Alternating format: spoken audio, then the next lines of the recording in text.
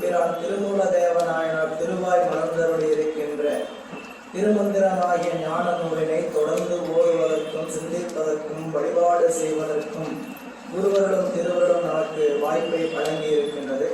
அந்த வகையில் குருவர்களையும் திருவர்களையும் மனம் கோரிக்கைகளால் வணங்கி அடியேனை சென்னேரில் ஆற்றுப்படுத்திய ஆசிரியர் பெருமக்களின் திருவடிகளையும் அருட்குருநாதர் ஐயாவின் திருவடிகளை மனமுடிமைகளால் வணங்கி சக்கரவர்த்தி தவராச யோகி என்னும் மிக்கத்து திருமூலனருள் மேவும் நாள் என்னாலோ என்கின்ற வகையில் எம்பிரான் திருமூல தேவநாயனாருடைய திருவடிகளை மனமுறைமைகளால் வணங்கிக் கொண்டு இஞ்ஞான சிந்தனையை சிந்திக்க எழுந்தருளி இருக்கக்கூடிய அத்தனை அன்பர் பெருமக்களின் திருவடி தாமரைகளுக்கும் பணிவான வணக்கங்களை உரித்தாக்கி இன்றைய சிந்தனையை நாம் சிந்திக்க முற்படலாம். அன்பர்களே, நாம் திருமந்திரமாகிய ஞான நூலில் சென்ற வகுப்பில் 30வது பாடல் வரை 29வது பாடல் வரை நிறைவு செய்திருக்கிறோம். இன்றைக்கு நாம் சிந்திக்க வேண்டியது 30வது பாடல் தொடங்கி சிந்தனைக்கு நாம் செல்ல வேண்டும். நண்பர்களே, 30வது பாடல் சிந்தனை தொடர்கிறது. நாம் புத்தகத்தில் 6வது பக்கம் திருச்சிற்றம்பலம். வான் நின்று அழைக்கும் மலை போல் இறைவனும் தான் நின்று அழைக்கும் கொள் என்று தயங்குவர். ஆண் நின்று அழைக்கும் அதுபோல் நான் என் நந்தியை நான் நின்று அழைப்பது ஞானம் கருதியே. ஆசிரியர் பெருந்தகை இந்த பாடல்ல இறைவன் நம்மை எல்லாம் அவருடைய வீட்டு உலகத்துக்கு அழைப்பாரா? இதுபோல வான் நின்று அழைக்கும் மலை போல் வானம் என்ன செய்கிறது? அவனுடைய திருவருள் வானத்தில் இறங்குகின்ற மேகம் போல் இறைவன் மேலுலகத்தில் நின்று தன் அடிவரை வருகை என்று அழைப்பான் என்று ஆண்டோர் கூறுவர். சிவபெருமான் வானத்திலிருந்து மேகம் என்ன செய்கிறது? இடித்து மழை வருகிறது என்பதை நமக்கு அறிவுறுத்தி வர வைக்கிறது. அதுபோல இறைவன் நம்மளை அழைப்பாரா அப்படின்னு சொல்லும் பொழுது ஆன்றோர்கள் எல்லாம் இறைவன் கருணை கடல் ஆயினும் நாமும் பரிமாகம் உறுதல் இன்றியமையாதது என்பது உணர்த்துதல் இந்த பாடலுடைய கருத்து. வானத்தில் நின்று முழங்குகின்ற மேகம் போல் இறைவன் மேலுலகத்தில் நின்று தன் அடிவரை வருகை என்று அழைப்பான் என்று ஆன்றோர் கூறுதல் உண்மையாயிருக்குமோ என்று சிலர் ஐயப்படுவாங்க.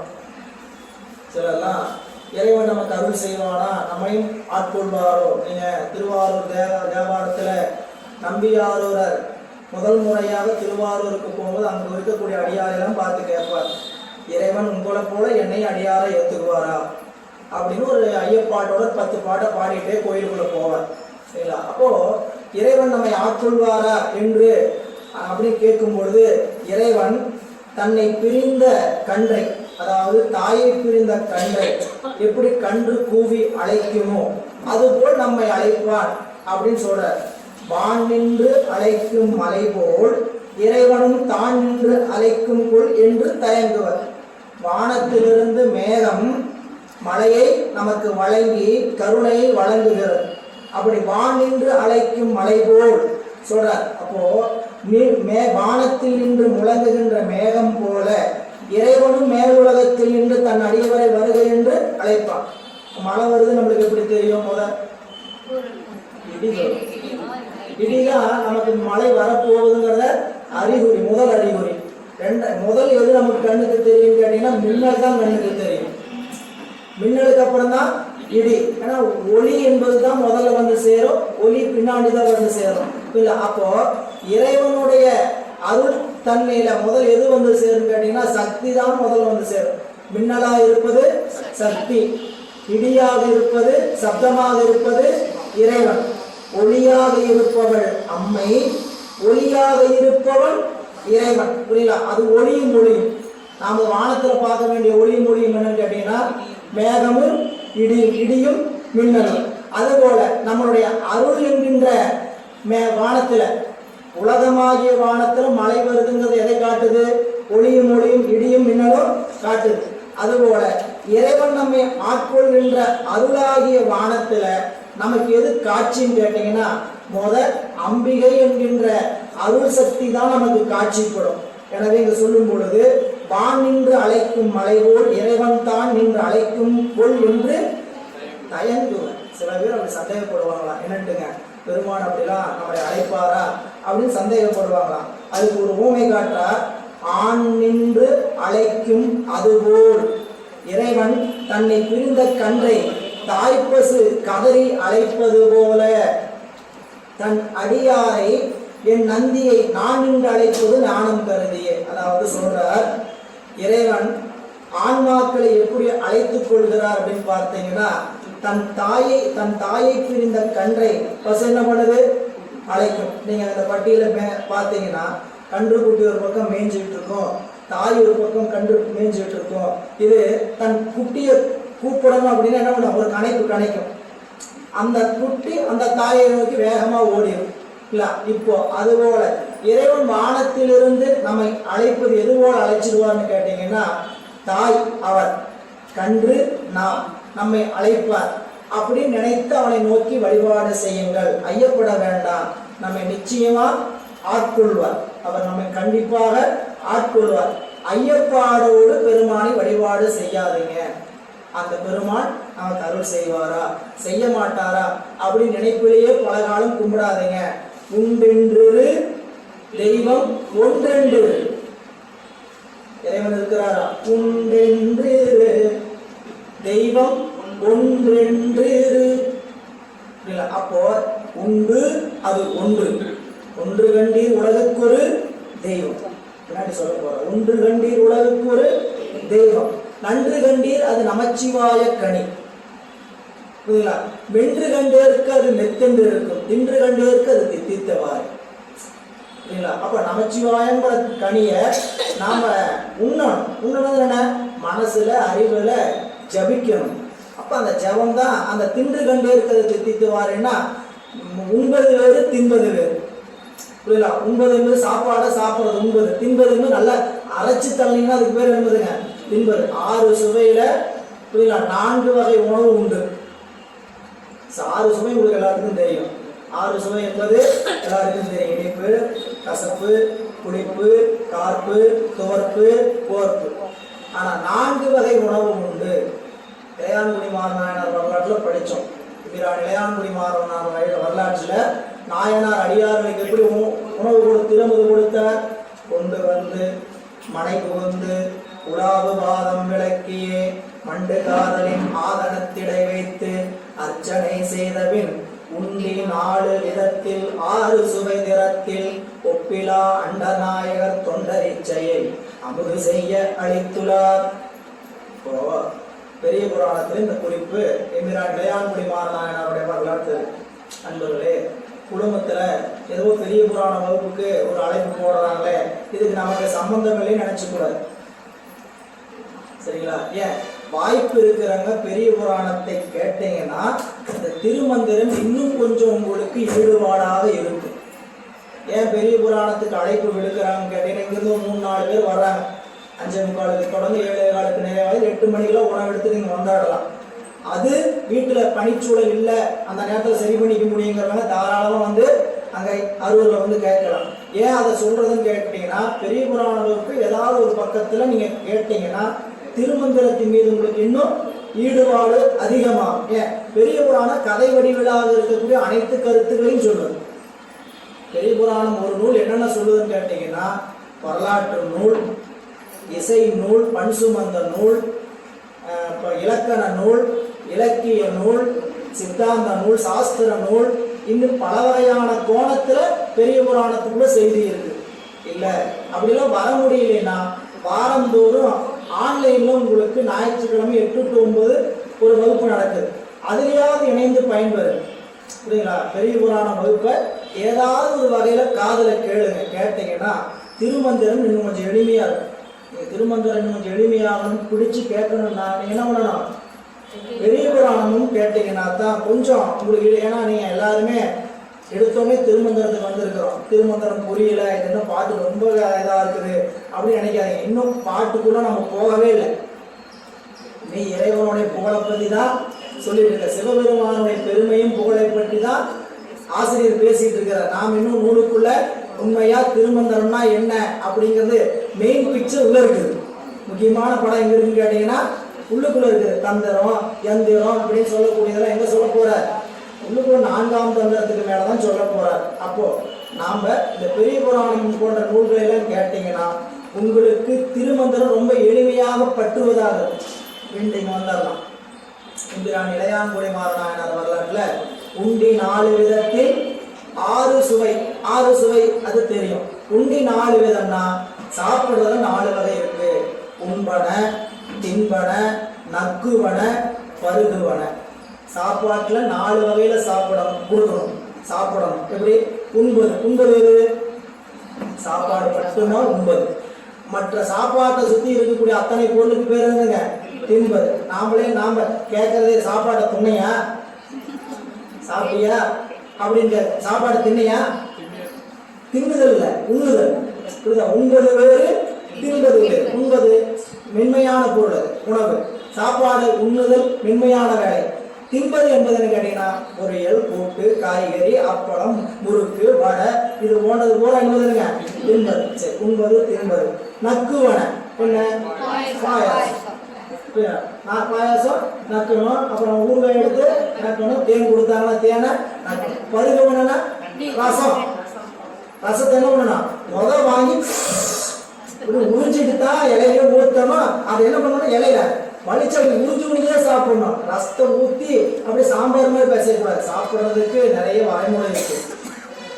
வரைமுறையே இல்லாம எல்லாத்தையும் அடிச்சு தள்ளு, ஜேசிபி பொக்லைன் தாழ்ற மாதிரி எல்லாத்தையும் தள்ளு அப்படிங்கிறது இல்லை. சாம்பார் பிணையும் போது விரல் மட்டும்தான் நனையணும்பாங்க. சாம்பார் சாப்பிடும் போது விரல் மட்டும்தான் நனையும். ரசம் சாப்பிடும் போது உள்ளங்கை மட்டும்தான் நனையும். தயிர் மோர் சாப்பிடும் போது புறங்கையும் சேர்த்து நனையும். சாப்பாட்டுக்கு இவ்வளவு பானை வச்சிருக்கிறாங்க நம்மளுக்கு. அப்போ இந்த தின்பன என்கின்ற சொல்லுகின்ற வகையில அந்த பொருட்களை கடித்து மென்னு சாப்பிடணும். அதுக்கு வேணுங்க தின்னுதல். இங்க அவர் சொல்ற ஆண் நின்று அழைக்கும். அது சொல்லும்போது சொன்னாங்க, தன்னுடைய குழந்தை தாய் என்ன பண்ணும்? கதறி அழைக்கும் உணவுக்காக. அது கதறிக்கிட்டே உணவு சாப்பிடுறதுக்காக நிற்கும். எனவே இந்த தாயினுடைய அன்பை போல இறைவன் உலகத்தில் நம்மளை என்ன பண்ணுவாருங்க? பேணிக்கொண்டே இருப்பார். நீங்க கவனிச்சுட்டே வரணும். கன்று குட்டி எங்கேயாவது தவறுதலா போச்சுன்னா, இல்ல அதுக்கு பசிக்கிற நேரம் ஆச்சு, அதுக்கு உணவு கொடுக்குன்னு நினைச்சா சாமி என்ன பண்ணிடுவார்? ஒரு கால் கொடுத்துருவார்.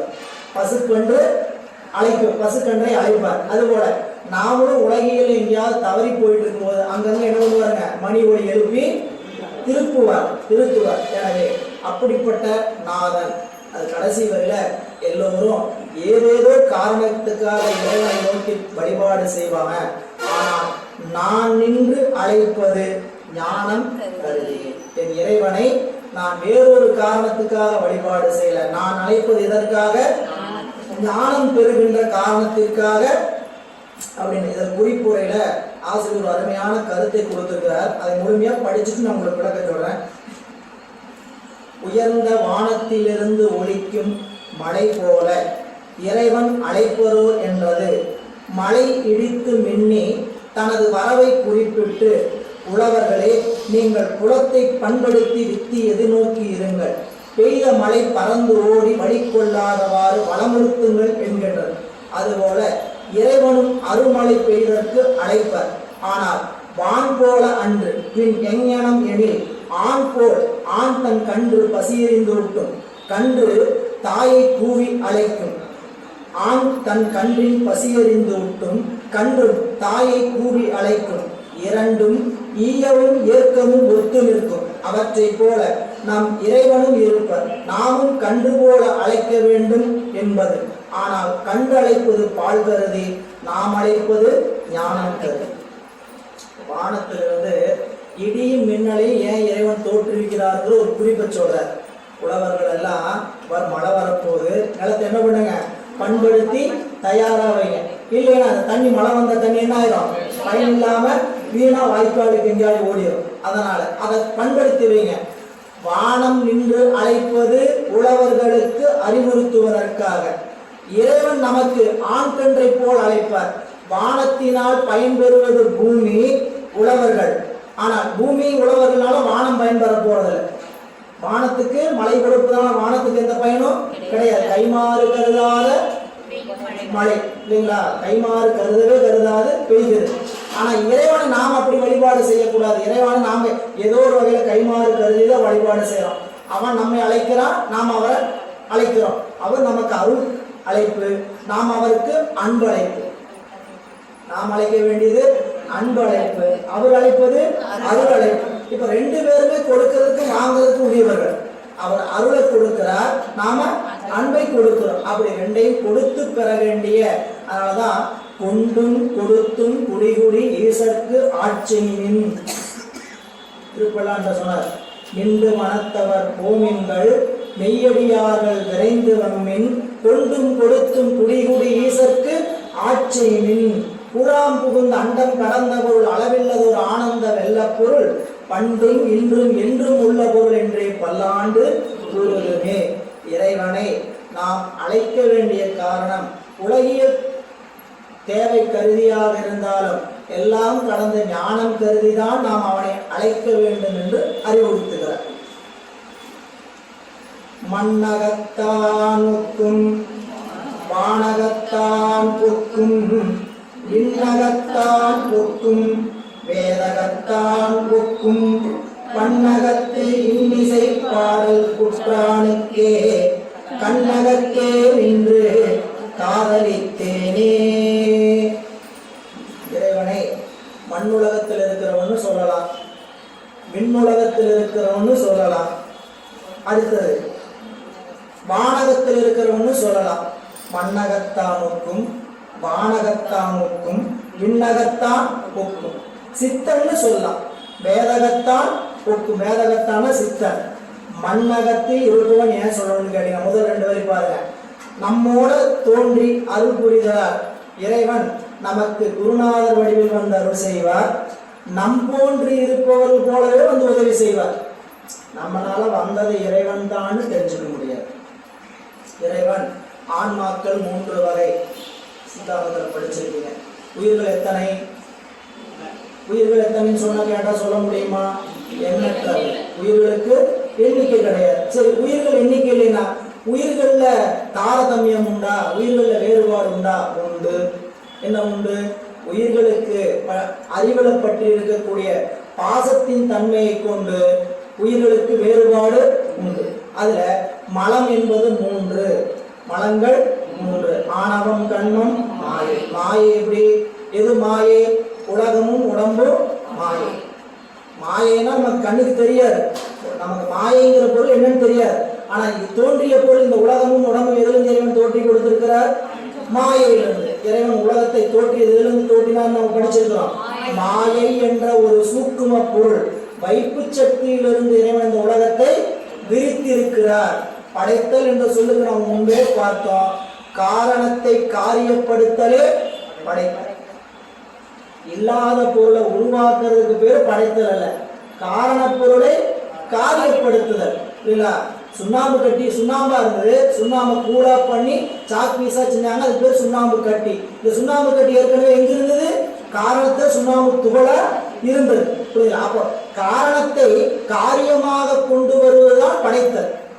இல்லை, இந்த படைத்தல்ங்கிறத இல்லாத பொருளை படைச்சார் இறைவன் நினைக்க கூடாது.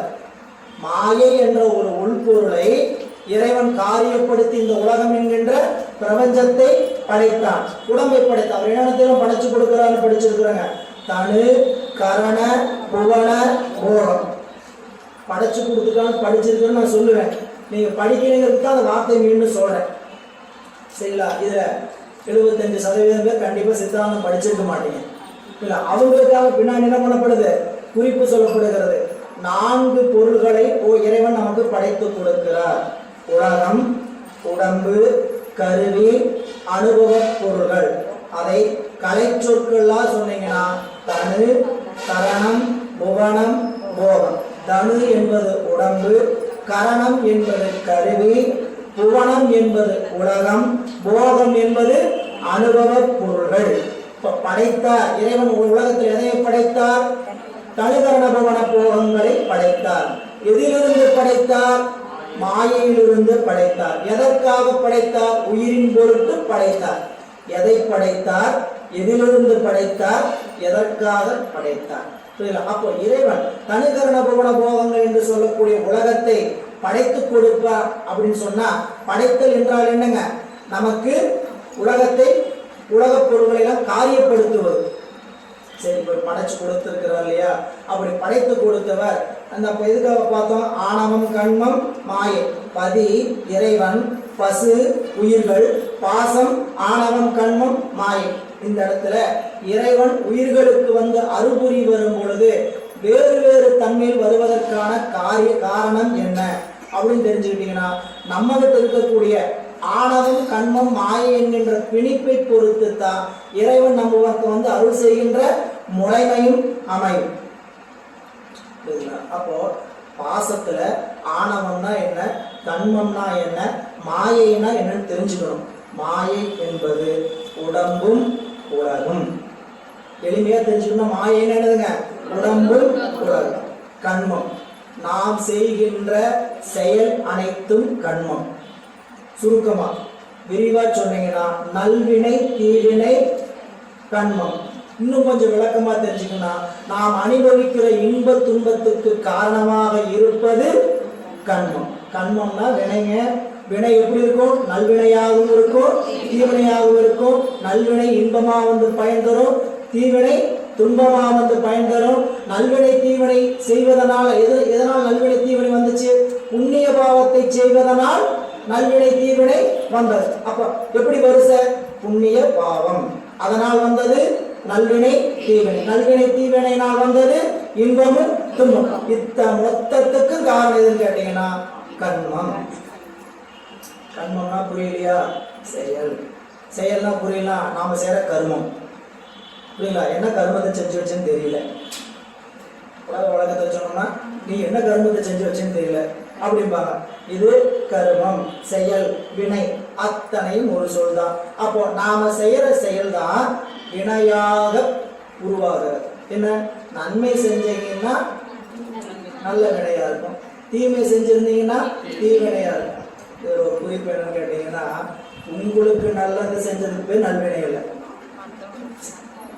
நான் நல்லது தான் செஞ்சேன், கெட்டதாயிடுச்சு. செய்யறவங்களுக்கு அது என்ன பலனை தருதுங்கிறத பொறுத்தான் நாம செய்யற நல்வினையும் தீவினையும். அதனால உலக காரியத்தெல்லாம் செய்யும் போது ரொம்ப நாம என்ன நினைப்போம்? நான் உங்களுக்கு நல்லது செஞ்சுட்டு எதையாவது ஒன்று செஞ்சு வச்சிருப்போம். அது என்னவா போய் முடியும் கேட்டீங்கன்னா தீவினையா போய் முடியும். அதுக்கு தான் மனத்தினுடைய கருத்து தான் வினையாக மாறும். செயல் வினையா மாறதோட எது மூல காரணம் கேட்டீங்கன்னா மனத்தினுடைய கருத்து தான் வினையா மாறும். நீங்க செயல் நன்மையா கூட செஞ்சிருக்கலாம், கருத்துக்குள்ள கெடுதலான எண்ணம் இருந்திருந்ததுன்னா அது என்ன ஆயிருங்க? தீவினையா மாறும். வினையை பத்தி படிக்கிற கொள்கையில ரொம்ப ஆழமான கொள்கை. அதுக்கு முடிவே நம்ம சொல்ல முடியாது. நாம தெரிஞ்சுக்க வேண்டியது ஆணவம்னா என்ன, கண்மம்னா என்ன, மாயைனா உடம்பும் உடலும், கண்மம்னா நல்வினை தீவினை நாம செய்யக்கூடிய செயல்கள். மூன்றாவது ஆணவ மலம் என்றால் என்ன அப்படின்னா, நமக்கு அறியாமையை செய்கின்ற ஒரு பொருள் உயிரிடத்தில் இருக்கிறது. அந்த பொருளுக்கு பெயர் ஆணவ மலம். உயிருக்கு அறிவை மறைக்கக்கூடிய, அறியாமையை செய்யக்கூடிய ஒரு பொருள் உண்டு.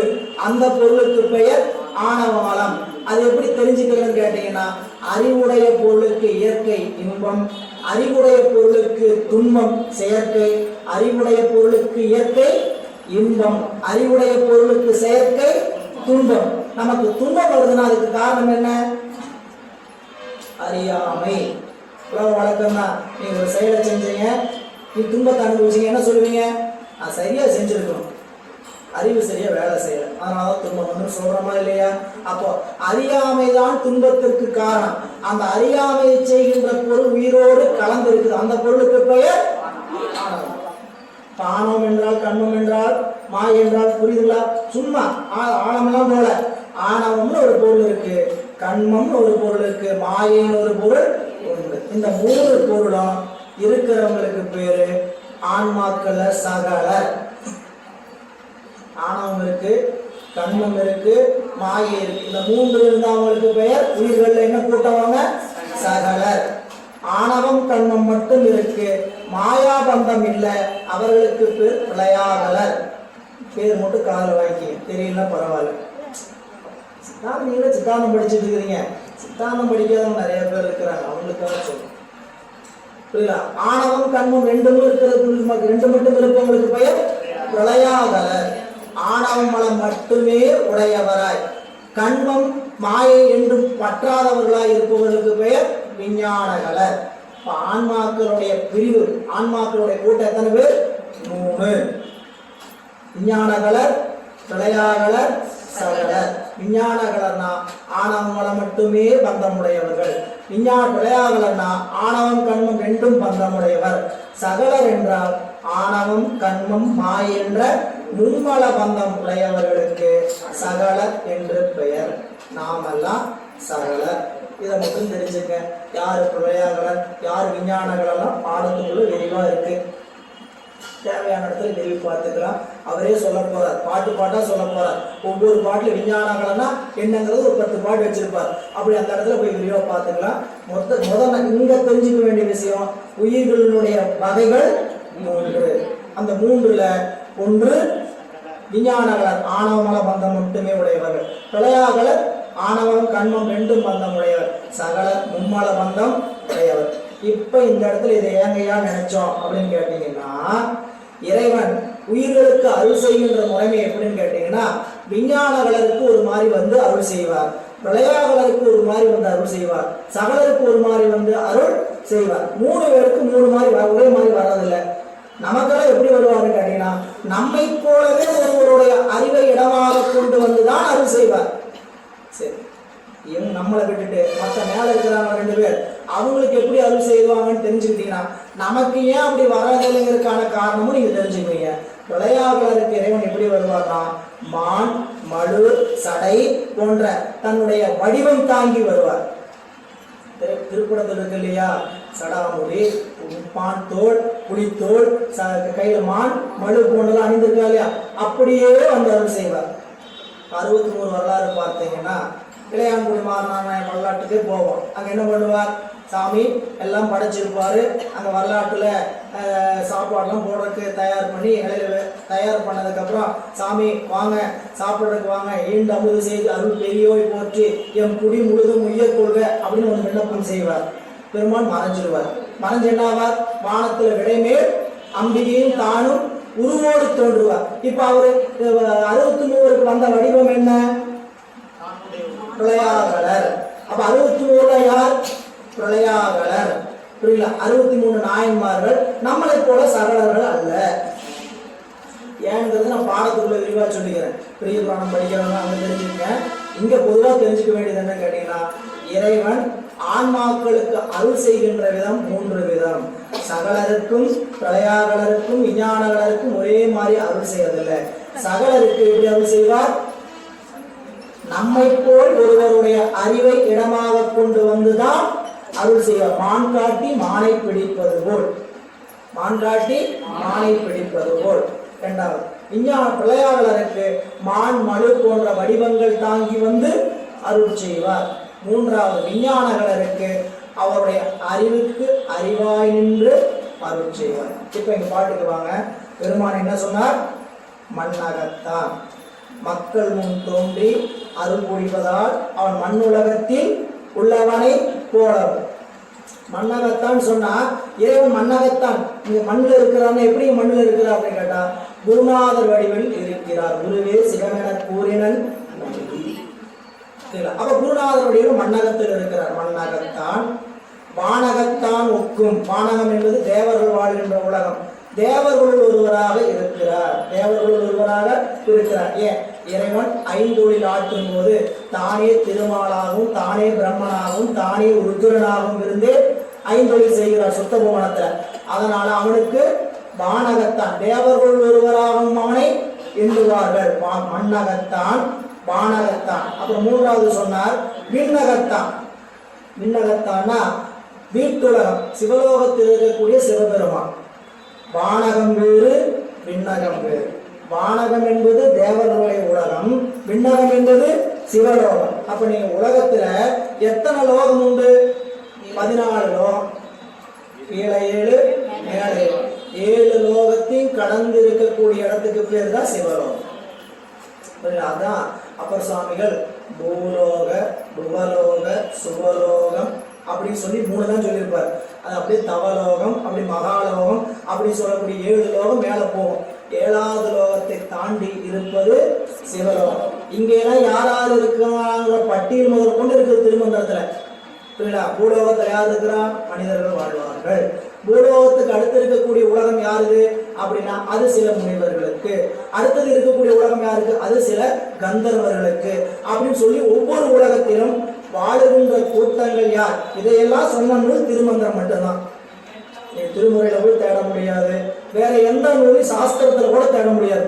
திருமந்திரத்துல மட்டும்தான். சித்தாந்தத்துல படிச்சீங்கன்னா சித்தாந்த பட விளக்கம்னு ஒரு படம் விளக்கம் இருக்கு.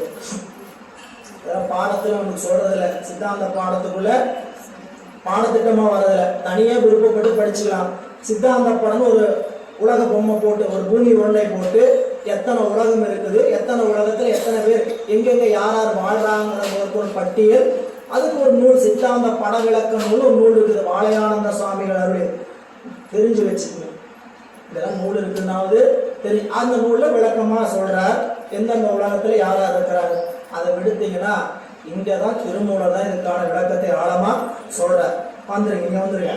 இப்போ வானகத்தானுக்கும் விண்ணகத்தானுக்கும், மண் உலகம் என்றால் குருநாதர் வடிவம் தாங்கி வந்து நமக்கு அருள் செய்கின்ற காட்சியினால் அவன் மண்ணகத்தான். வானகத்தான் என்றால் தேவலோகத்தில் இருந்து கொண்டு அவன் செய்கின்ற கருணையின் காரணமாக வானகத்தான். விண்ணகத்தானா அவன் யார்? சிவலோகத்தில் இருந்து நமக்கு வீட்டுலக அனுபவத்தை தருவதனால் அவன் விண்ணகத்தான். 4வது வேதகத்தான். இறைவன் சித்தன். இறைவனை அவன் சித்தன் என்னங்க? என்னை மயக்கிட்டாரு, என்னை மாயமா மாத்திட்டாரு, ஏன் நான் இந்த ஆள் மேல இவ்வளவு பைத்தியமா இருக்கிறேன்னு எனக்கு தெரியல. இறைவனை சொற்குணை வேதியன். வேதியன்கிற வார்த்தைக்கு என்ன பொருள்? அதே வேதகத்தான். வேதியன்னா ஒரு பொருளை திரிப்பதற்கு பேர் வேதியன். வேதியன் ஒரு பொருளை 2 பொருளோடு சேர்ந்ததுன்னா அந்த பொருள் என்ன ஆகும்? திரியும், மாறுபடும். அந்த மாறுபாடு தன்மை சேர்றதுக்கு பேர் தானேங்க வேதியல் ஆக்குவது. புரியல? அதனால வேதியன்கிறது தான் என்னன்னு சொல்லியிருக்கிறார், வேதகத்தான். இறைவனுக்கு சித்தர்னு ஒரு பேரே உண்டு. மதுரையில போனீங்கன்னா எல்லாம் வல்ல சித்தர்னு ஒரு சன்னதி இருக்கு. சுப்ரநாத பெருமானை சுத்தி வந்தீங்கன்னா சண்டீஸ்வர வழிபாடு செய்யற இடத்துல பாத்தீங்கன்னா எல்லாம் வல்ல சித்தர் அப்படின்னு அவருக்கு பேர். என்ன செய்திருக்கிறார்னு கேட்டீங்கன்னா சித்தர் வடிவில வந்து 64 திருவிளையாடல் ஒரு திருவிளையாடல் செய்திருக்கிறார். ரச குளிகை, இரும்பை பொன்னாக்கிய ரச வேதியியல் மாற்றம் அப்படி செய்த பெருமான். அது மட்டுமல்ல, விருத்த குமார படலம். வயதானவரா வந்தாரு, இளமையானவரா மாறினாரு, திடீர் குழந்தையா மாறிட்டார். 64 விளையாடல் திருவிளையாடல் ஒரு புராணம். அப்போ அவரு தன்னை எப்படி வேணா மாற்றம் செய்து கொள்ளனால அதுக்கு வேணுங்க வேதியன். சித்து செய்வோம்னா சித்து வேலை செய்யறவர் அல்ல. நீங்க எங்க உலகத்துல செய்யற சித்து வேலை செய்யறவர் போல சிவபெருமான் செய்யணும் அப்படி இல்லை. இறைவன் என்ன செய்யறான்னு கேட்டீங்கன்னா நம்மை தன்னை அவரை தன் வசமாக்குறதுனால இதுக்கு பேர் என்னதுங்க சித்து இல்ல. அதனால சித்தன். அதனாலதான் நீங்க சிவபோகசாரம் படிச்சீங்கன்னா அவரை தன் குருநாதனை பற்றி முதல் பாடல் சொல்லும்போது சொல்லுவார். அவர் சொல்லும்போது சித்தி தருநாதன். இறைவன் எப்படிப்பட்டவன்? சித்தி தருநாதன், என் குருநாதன், பக்தி தருநாதன், பரநாதன், சித்தி தருநாதன், ஞான பிரகாசன், தென்கமலை வாழ்நாதன், நம் குருநாதன். நம் குருநாதன் சித்தி தருநாதன், தென்கமலை வாழ்நாதன், பக்தி தருநாதன், பரநாதன், முத்தி தருநாதன், ஞான பிரகாசன், நம் குருநாதன் அப்படின்பார். பதியும் படிச்சீங்கன்னா தெரியும். அப்போ பெருமான் வந்து வேதகத்தானுக்கும்னா நம்ம அறிவுக்குள்ள என்னைக்கு அவனை நினைக்க ஆரம்பிக்கிறோமோ, கொஞ்சம் ஆழமா சிந்திச்சிங்கன்னா நீங்க நினைக்கவும் வேண்டாம், ஒன்றும் பண்ண வேண்டாம். ஆனா இங்குள்ள ஒரு நாள் மாற்றம் பண்ணிட்டே இருப்பார். எத்தனை பிறவி கடந்து வந்து நீங்க திருநீரும் உத்தராகம் போடுவீங்கன்னு தெரியாது. அதை கொண்டு வர்றதுக்கு உள்ள சாமி என்ன பண்ணிட்டே இருப்பாரு, கூட மாற்றத்தை செய்து கொண்டே இருப்பார். அந்த பிறவியில நமக்கு எவ்வளவு மாற்றம் செய்ய முடியும், நம்ம அறிவு எவ்வளவு அறியாமலிருந்து நீங்குமோ அந்த அளவுக்கு அறிவு திருத்தி இருப்பார். நாம் நினைச்சிட்டு இருப்போம், நமக்கு சொல்லும்போது சொல்லுவாங்க ஒவ்வொரு பிறப்புமே நமக்கு முக்தி தான். முக்தி என்பது முடிந்த முக்தி வேறு. நாம சைவ சித்தாந்தத்தின் வாயிலாக சொல்கின்ற முடிந்த முக்தி என்பது வேறு. அந்த முக்திக்கு பேரு சுத்தாத்வைத சைவ சித்தாந்த நன்முக்தி. சைவ சித்தாந்தம் சொல்ற முக்திக்கு பேரு சுத்தாத்வைத சைவ சித்தாந்த நன்முக்தி. அந்த முக்தி எந்த பிறப்பிலோ, அது எந்த பிறப்பிலா கூட இருக்கலாம். திருநீர் பூசிக்கிறோம், வண்டியை போயிருக்கோம், அடியாரோட சேர்ந்து இருக்கிறோம், குருநாதரை பார்த்திருக்கிறோம், உபதேசம் பெற்றிருக்கிறோம். அதனால் இந்த பிறப்பாக கூட இருக்கலாம். ஆனால் நமக்கு பெரியவங்க காட்டின நெறி என்னன்னு கேட்டீங்கன்னா, ஒவ்வொரு பிறப்புமே முக்தி தான். எப்படின்னு கேட்டீங்கன்னா, கடவுள் இல்லை என்று சொல்லி அந்த பிறப்புக்குள்ள நம்ம ஆரம்பிச்சிருப்போம். இங்க உட்கார்ந்து இருக்கிறவங்களை கேட்டீங்கன்னாவே சொல்லிடலாம். சரிங்களா? நானும் ஒரு காலத்துல கடவுள் இல்லைன்னு சொன்னவங்க தான். கடவுள் இல்லைன்னு சொன்னவங்க தான். இப்ப என்ன சொல்லி உட்கார்ந்துட்டு இருக்கிறோம்? கடவுள் உண்டுன்னு உட்கார்ந்துட்டு இருக்கிறோம். புரியுதுங்களா? அப்போ கடவுள் உண்டு அப்படிங்கிற நிலைப்பாடு மாறி இருக்கும் இல்லையா? என்ன நிலைப்பாடு, என்ன நிலைப்பாடு மாறி இருக்கிறோம்? கடவுள் இல்லைங்கிற நிலைப்பாட்டுல இருந்து கடவுள் உண்டுங்கிற நிலைப்பாடு. இது முக்தி. இந்த பிறப்புல இது முக்தி. அதனால யாரும் முக்தி அடையில கவலைப்பட்டுலாம் இருக்க வேண்டியதில்லை. அந்தந்த பிறப்புக்குரிய முக்தி இறைவன் கொடுத்து கொண்டு இருப்பார். ஆனா இந்த பிறப்புல திருநீர் பூசண பிறகு, கண்டிகை அணிந்த பிறகு, அடியார்களோடு ஏந்த பிறகு, குருநாதரை பார்த்து உபதேசம் பெற்ற பிறகு அப்படின்னு நின்றுட்டு இருக்கக்கூடாது. இந்த பிறப்புல இனி மீண்டும் பிறப்புக்கு வாராத ஒரு முக்தியை நாம் பெற்றுவிட வேண்டும் என்ற முனைப்பு இருக்கும். இனி ஒரு பிறப்பு ஒரு தாயினுடைய கருவில் இனிமேல் பிறந்து விடவே அப்படிதானே பட்டினத்தடியில் கேட்டார் இல்லையா? மாதா உடல் சலித்தார், வல்வினையின் கால் சலித்தேன், வேதாவும் கை சலித்து விட்டானே, நாதா இருப்பையூர் வாழ் சிவனே, இன்னும் ஒரு அன்னை கருப்பையில் வாராமல். எத்தனை பேர்த்துக்கு இந்த உழைப்பு இருக்குன்னு சொல்லுங்க பார்க்கலாம். நம்ம இங்க சைவ சித்தாந்தம் படிக்கிறோம், திருமுறைகள் படிக்கிறோம், பெரிய புராணம் படிக்கிறோம். சரி, புதுசா வந்தவங்களுக்கு அந்த நினைப்பு இருக்குமான்னு சொல்ல முடியாது. அதாவது திருநீர்னா என்னன்னு தெரிஞ்சுக்கிட்டு இருக்கிறாங்க, அவங்களுக்கு வேண்டாம். திருநீரை பற்றி அறிந்து சைவ சித்தாந்தம் படிச்சவங்களுக்கு இனிமேல் ஒரு பிறப்பு வரக்கூடாதுன்னு எத்தனை பேருக்கு உறுதிப்பாடு இருக்கு நினைச்சீங்கன்னா சைவ சித்தாந்தம் படிச்சதுக்கான பயன் இல்லை.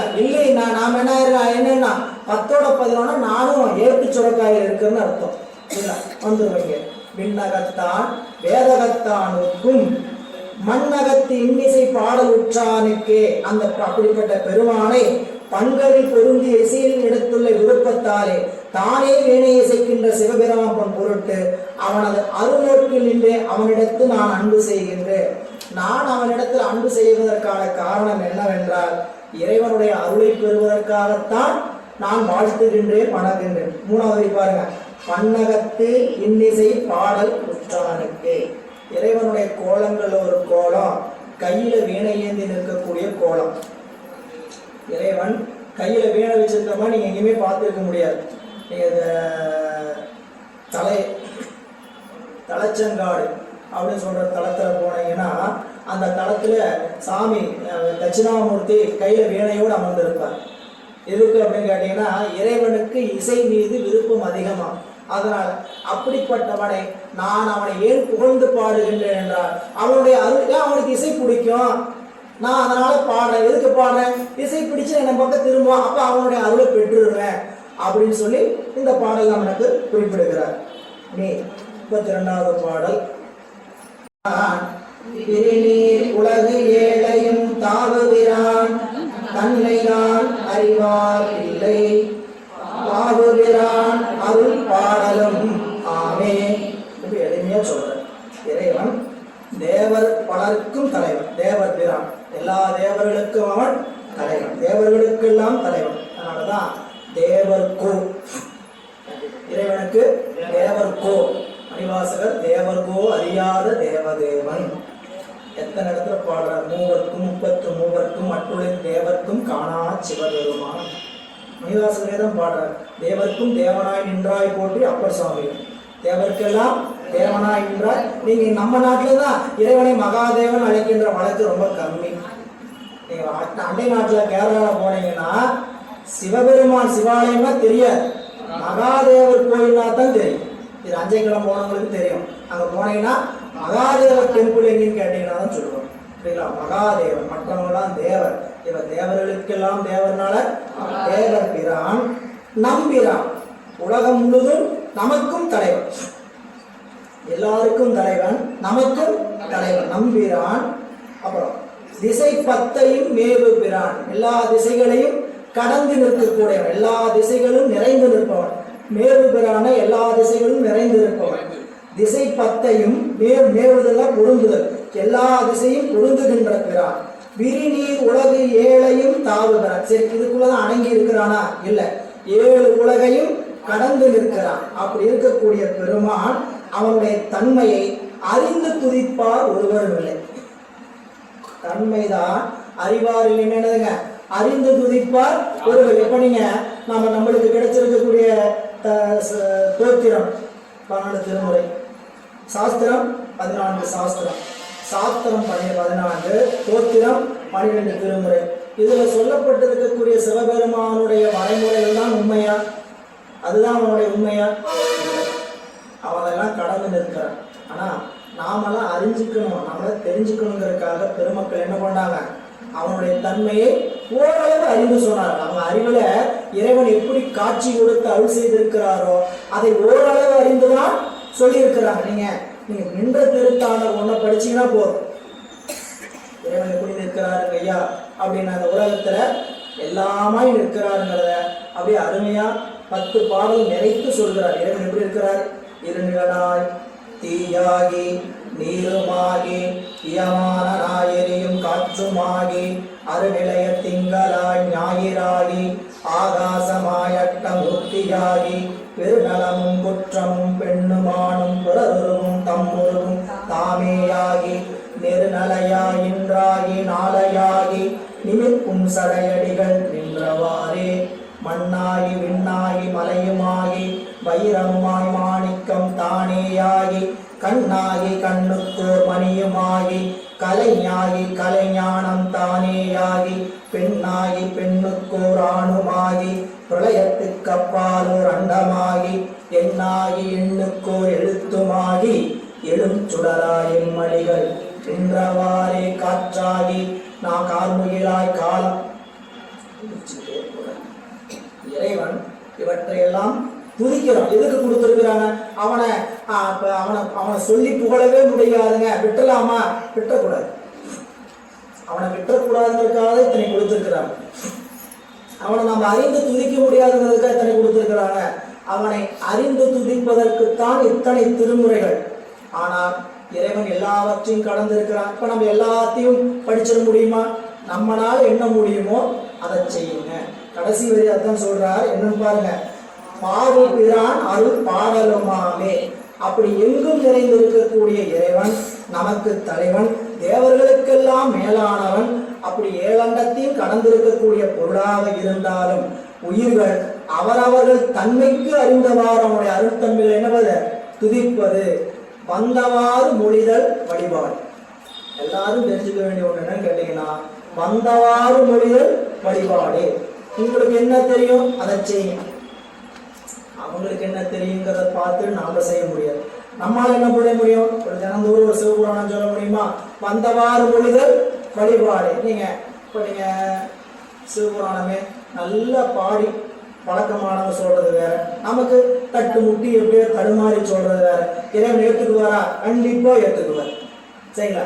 இதைத்தான் விரும்புறார். நீங்க என்ன நினைக்கிறீங்க? நம்ம அன்பின் வழியாக இறைவனுக்கு எப்படி வழிபாட்டை செய்ய முடியுமோ வந்தவாறு மொழிதல் வழிபாடு. வழிபாடுனா என்னன்னு கேட்டீங்கன்னா, விதிமுறைப்படி செய்கின்ற வழிபாடு வேறு. எனக்கு அது தெரியாது, அவனை விட்டுலாமா? அவனை விட்டுறக்கூடாது. எப்படி வழிபாடு செய்யறோம்? வந்தவாறு செய்யுங்க. சரிங்களா? இப்ப இங்க வழிபாடு ஆரம்பிச்சோம். சரிங்களா? வழிபாட்டுக்கு ஒரு ஐமுறையோட செய்யப்பட்டது. அப்படிதான் செய்யணுமா? செய்யணும். எனக்கு தெரியாது. என்ன தெரியும்? தண்ணியில தொட்டு பூவை சாமிகிட்ட போட்டு போற்றி போட்டுன்னு சொல்லுங்க. தெரிஞ்சா வேற்றாகி விண்ணாகி போட்டி சொல்லுங்க. தெரியாது ஈசனடி போட்டு எல்லாம் சிவபுராணம் தெரியும். ஈசனடி போட்டு எந்த அடி போட்டு அதுவும் தெரியாது. பெருமானை போற்றி போற்றி போற்றி போற்றி போற்றி வந்தவாறு மொழிதல் வழிபாடு. எனவே அப்படி பெருமானை நான் வழிபாடு செய்யுங்கள் அப்படி நமக்கு இறைவனுடைய அருளை பெறுவதற்கு அறிவுறுத்துகிறார் நம்முடைய ஆசிரியர் பெருந்தகை. பதி பல ஆவது பண்டு இவ்வுலகம் விதி பல செய்து ஒன்றும் மெய்மை உணரா விதி பல தோத்திரம் சொல்ல வல்லாரும் மதியில நெஞ்சினுள் பாடுகின்றாரே. பதி பல ஆவது பண்டு இவ்வுலகம். முதல் வரியில் என்ன சொல்றான்னு பார்த்தீங்கன்னா, இந்த உலகம் கடவுள் நிறைய உண்டுன்னு சொல்லிட்டு இருப்பாங்க. பதி பல ஆவது உண்டு உலகம். இந்த உலகம் என்ன சொல்றோம்? முதல்ல இந்த வரிசை அந்த வார்த்தையை வரி எப்படி கொண்டு போட்டோம்னா, பண்டு இவ்வுலகம் பதி பல ஆவது. இந்த உலகம் எப்படி சொல்லி வச்சிருக்குன்னு கேட்டீங்கன்னா, கடவுள் பல. பண்டு தொட்டு இவ்வுலகத்தில் கடவுள் என்ற ஒன்று பலவாக கொள்ளப்படுகிறது. கடவுள் எத்தனை? நம்மளே கேட்டா எண்ணிக்கையே கிடையாது, இல்ல அப்படி கொல்லப்படுகிறது. இரண்டாவது என்ன சொல்ற? விதி பல செய்து ஒன்றும் மெய்மை உணரா. பலரும் அதுக்கு என்ன பண்ணான்னு கேட்டீங்கன்னா, பல பல விதி செஞ்சான். இந்த கடவுளை பிடித்தான் கும்பிடணும், அந்த கடவுளை பிடித்தான் கும்பிடணும்ட்டு பல பலவாறு விதிகளை செய்தார். அதான் இரண்டாவது வரையில் சொல்றார். அவற்றின் கண் பலரும் பல விதிமுறை வழிபாடுகளை செய்தும் மெய்மையை சிறிதும் உணர்கின்றார்கள் இல்லை. மெய்மை உணரல. சரிங்களா? விதி வழிபாட்டு விதியெல்லாம் செஞ்சு வழிபாடு செய்யறாங்க. ஆனா வழிபாட்டை அப்படி செஞ்சும் உண்மையான மெய்மை நெறியை உணர மாட்டார்கள். திருவாசகத்துல அணிவாசல் சொல்லுவார், செம்மை நலம் அறியாத சிலடருடும் திரிவேனை மும்மை மலம் அறிவித்து முதலாய முதல்வன் தான் நம்மையும் ஓர் பொருளாக்கி நாய் சிவிகை ஏற்றுவித்து அம்மை எனக்கு அருளியவாறு ஆர்வருவார் அச்சோவே. செம்மை நலம் அறியாத சிதடர். நம்ம எல்லாம் செம்மை நலம் அறிவித்து அதிகம் முழுக்க சொல்வார். முக்தி நெறி அறியாத மூர்க்கரோடு முயல்வேனை பக்தி நெறி அறிவித்து பல வினைகள் பாரும் வண்ணம். முக்தி நெறி அறியாதிருந்த நம்மை பக்தி நெறி அறிவித்து அதனால் முக்தி நெறிக்கு வழிகாட்டி. அப்போ மெய்மையை உணராம நீங்க என்ன படிச்சு என்ன பிரயோஜனம்? நூல் படிக்கிறோம், பலகாடு நூல் படிக்கிறோம். நூல் படிச்சா அவனை வழிபாடு செய்கின்ற மெய்மையை உணர வேண்டும் அல்லவா? படிப்பதற்கான காரணம் என்ன? கற்க நிற்க. சுருக்கியது கற்க நிற்க. கற்க கசடர கற்பவை கற்றவை நிற்க அதற்கு தக. கற்க நிற்க. பாடம் படிச்சோம், எதுக்கு படிச்சீங்க ஐயா? நிற்பதற்கு தான். அது பெரிய வருஷ கற்றல், கேட்டல், சிந்தித்தல், தெளிதல், நிட்டை குடல் என்று நெறிமுறை பலவாக இருந்தாலும் படிப்பதற்கு எதுக்குன்னு கேட்டீங்கன்னா நிற்பதற்குத்தான். ரொம்ப எளிமையா சொன்னார் வள்ளுவர். அதை கொஞ்சம் விரிச்சு சொன்னாரு. கற்றதெல்லாம் உள்ளம் அடங்க அல்லவோ. கற்றதெல்லாம் உள்ளம் அடங்க அல்லவோ. எதுக்கு படிக்கணும்? எந்த படிப்பை வேணா படிக்கலாம். படிப்பது எதற்காக? அறிவு அடங்குவதற்கு. படிப்பது அறிவு படிச்சதுக்கு அப்புறம் அறிவு துள்ளக்கூடாது. படிச்சா எந்த படிப்பு படிச்சாலும் சரி கல்வியினுடைய செருக்கை கல்வியே அடக்கும். ஏன் சொல்லி வச்சாங்கன்னு கேட்டீங்கன்னா, கல்வியினுடைய செருக்கை கல்வியே அடக்கும். ஏன்னா அதிகம் படிச்சுக்கிட்டே போகணும். அறகுறையா படிச்சுட்டு போகக்கூடாது. அறகுறையா படிச்சுட்டு போறதா என்ன கேட்டீங்கன்னா, புறகுணம் கூத்தாடும், நிறகுணம் தழும்பாது. நாம நிறைகுணமா பண்ண அப்படி இப்படிங்க படிக்கிறது, சரியா படிச்சுட்டு போறது, குறையா படிக்காம ஒழுங்கா படிச்சுட்டு போறது எப்படி கேட்டீங்கன்னா, அது தக்க தேசிகர்பால் பாடம் கேட்பது, தக்க தேசிகரை துணை கொள்வது. சரிங்களா? இதெல்லாம் நீங்க சிவஞான சித்தியார்ல இந்த நம்மளுக்கு ஆசிரியர் மெய்கண்டாருடைய வணக்கத்தை சொல்லுகின்ற போது ரொம்ப அருமையா சொல்லுவார். மெய்கண்டானுடைய திருவடியை சென்னி வைத்து சைவ சித்தாந்த திறன் தெரிக்கலுற்றான். நான் என்னுடைய குருநாதர் யாரு? அருணந்தி சிவம். என்னுடைய குருநாதர் என்கிறான் மெய்கண்ட சிவத்தை அவருடைய திருவடியை வணங்கி இந்த நூலை செய்கிறேன். புரியுங்களா? அதுக்கு கீழே சிவஞான முனிவர் ரொம்ப அருமையா உரை எழுதுவார். தக்க தேசிகர் பால். நீங்க பாடம் எப்படி 2 பாட்டு வைப்பார். அவையடக்கம் ஒரு பாட்டு, 2 பாட்டு வைப்பாரு. அதுல ஒரு பாட்டை சொல்லுவார், இறைவனை எதனாலும் அறிய முடியாது. இறைவனை மாலால், அயனால், மிகு நூலால், தர்க்கத்தால் நிறைய வரிசையா பட்டியல் இருக்குவார். நீங்க தர்க்கம் செஞ்சோம், சரிங்களா? மால் திருமால்னா என்னங்க, செல்வத்தாலோ அயன் கல்வியினாலோ இல்ல தர்க்கம் இல்ல அளவை, நான் சிவபெருமான அளந்து தெரிஞ்சுக்க போறேன் அப்படின்னு அளவை நூல்களாலோ எதனாலும் அறிய முடியாதுன்னு பாடம் முடிச்சிருவாரு. சரி கிளம்பிட்டுங்களா? உட்கார் உட்கார். நீ தக்க சிவஞானத்தை உடைய தேசிகர்கள் கேட்டு அறியலாம் அப்படின்னு 2வது பாட்டை விடை வச்சிருப்பார். என்னை பவத்தை சேரா வகைதான் எடுத்து அப்படின்னு சொல்லி அடுத்த பாட்டை சொல்லும் பொழுது மாலால் அயனால் பிரம்மனால் அளவைகளால் அப்படி எதனாலும் அறியவனாத இறைவனை நாம் எதனால் அறியலாம் என்றால் தக்க தேசிகர்பாலிடத்து உபதேசம் பெறுவதனால் அறியலாம். அவங்க தான் நமக்கு சரியான நெறியை புகுத்துவாங்க. இல்லைன்னா அறிவு வேறு வேறு பக்கம் சென்றீங்கன்னா எது கடவுளுங்கிறதுலே குழப்பம் நிகழ்ந்துகிட்டே இருக்கும். கடவுள் யார், கடவுள் தன்மைக்கு என்ன இலக்கணம் அப்படின்னு தெரியவே தெரியாது. கடவுள் தன்மைக்கு இலக்கம் கருவுட்படுபவர் கடவுள் இல்லை. உறுதியா சொல்லுங்க, கருவிடப்பட்டவங்க கடவுள் இல்லை. கருவிடப்பட்டீங்கன்னா அவங்க கடவுள். எனவே இங்க சொல்கிறார் பாருங்க பாட்டுல, விதி பல செய்து ஒன்றும் மீமே உணர பலவாறு கடவுளை வழிபாடு செய்வதற்கு பல நூல்களை செய்தோம், உண்மையை உணர மாட்டார்கள். துதி பல தோத்திர சொல்ல வல்லாரும் மதியில. என்ன சொல்றாருன்னா, நிறைய படிப்பாங்க, நிறைய பாடுவாங்க, நிறைய மந்திரம் சொல்லுவாங்க, ஆனாலும் அறிவுக்குள்ள சிவத்தை உணர்ந்தாங்கன்னு கேட்டா இல்லை. தேடி கண்டு கொண்டேன் திருமாலுடன் ஆன்மகனும் தேடி தேடும்னா தேவனை என்னுள்ளே தேடி கண்டு கொண்டேன். அந்த பெருமானை தேடு தேடு தேடிட்டு எங்க எல்லா இடத்துலையும் தேடு. அப்ப தேடிதான் அங்க இங்க இருப்பதெல்லாம் அவனுடைய பொது இயல்பு. இப்ப தேடுறீங்க, திருக்கோயிலுக்கு வந்தோம், திருக்கோயில பார்த்தோம், கும்பிடு போட்டோம், குருநாதர் பார்த்தோம், வணங்கணும், இப்படி எல்லா இடத்துலையும் இறைவனை தேடுங்க. இந்த தேடி தேடி தேடி கடைசியில அந்த இடத்துல இருப்பதெல்லாம் இறைவனுடைய பொது இயல்பு. அவனை உண்மையா தேடணும். அவன் எங்க இருக்கிறான்? இங்க இருக்கிறான், உள்ளுக்குள்ள தேடும். சரிங்களா? அப்போ உள்ளுக்குள்ள தேடி அவனை தேடி கண்டுகொள்ளும். எனவே துதி பல தோத்திரம் சொல்ல வல்லாறு மதியில நெஞ்சினுள் வாடுகின்றாரே, அவர்கள் மெய்யறிவில்லாமல் மனத்தில் துன்புறுகின்றார்கள். எனவே உண்மை போலை உணராது செய்யும் கிரியைகளும் பாடும் பாடலும் பயனற்றவை ஆகும். இறைவனை உண்மையா உணர்ந்து நீங்க ஒரு கிரியை செய்யல, ஒரு பாட்டு பாடல அப்படின்னா செய்யறது பூரா என்னதுங்க? வெறும் சடங்கு. ஏங்க இறைவனுக்கு முன்னீர் கொடுக்கணும் பூசையில? ஏன் இறைவனுக்கு தூபம் காட்டணும்? ஏன் தீபம் காட்டணும்? தெரிந்து தெரிந்து செய்யணும்.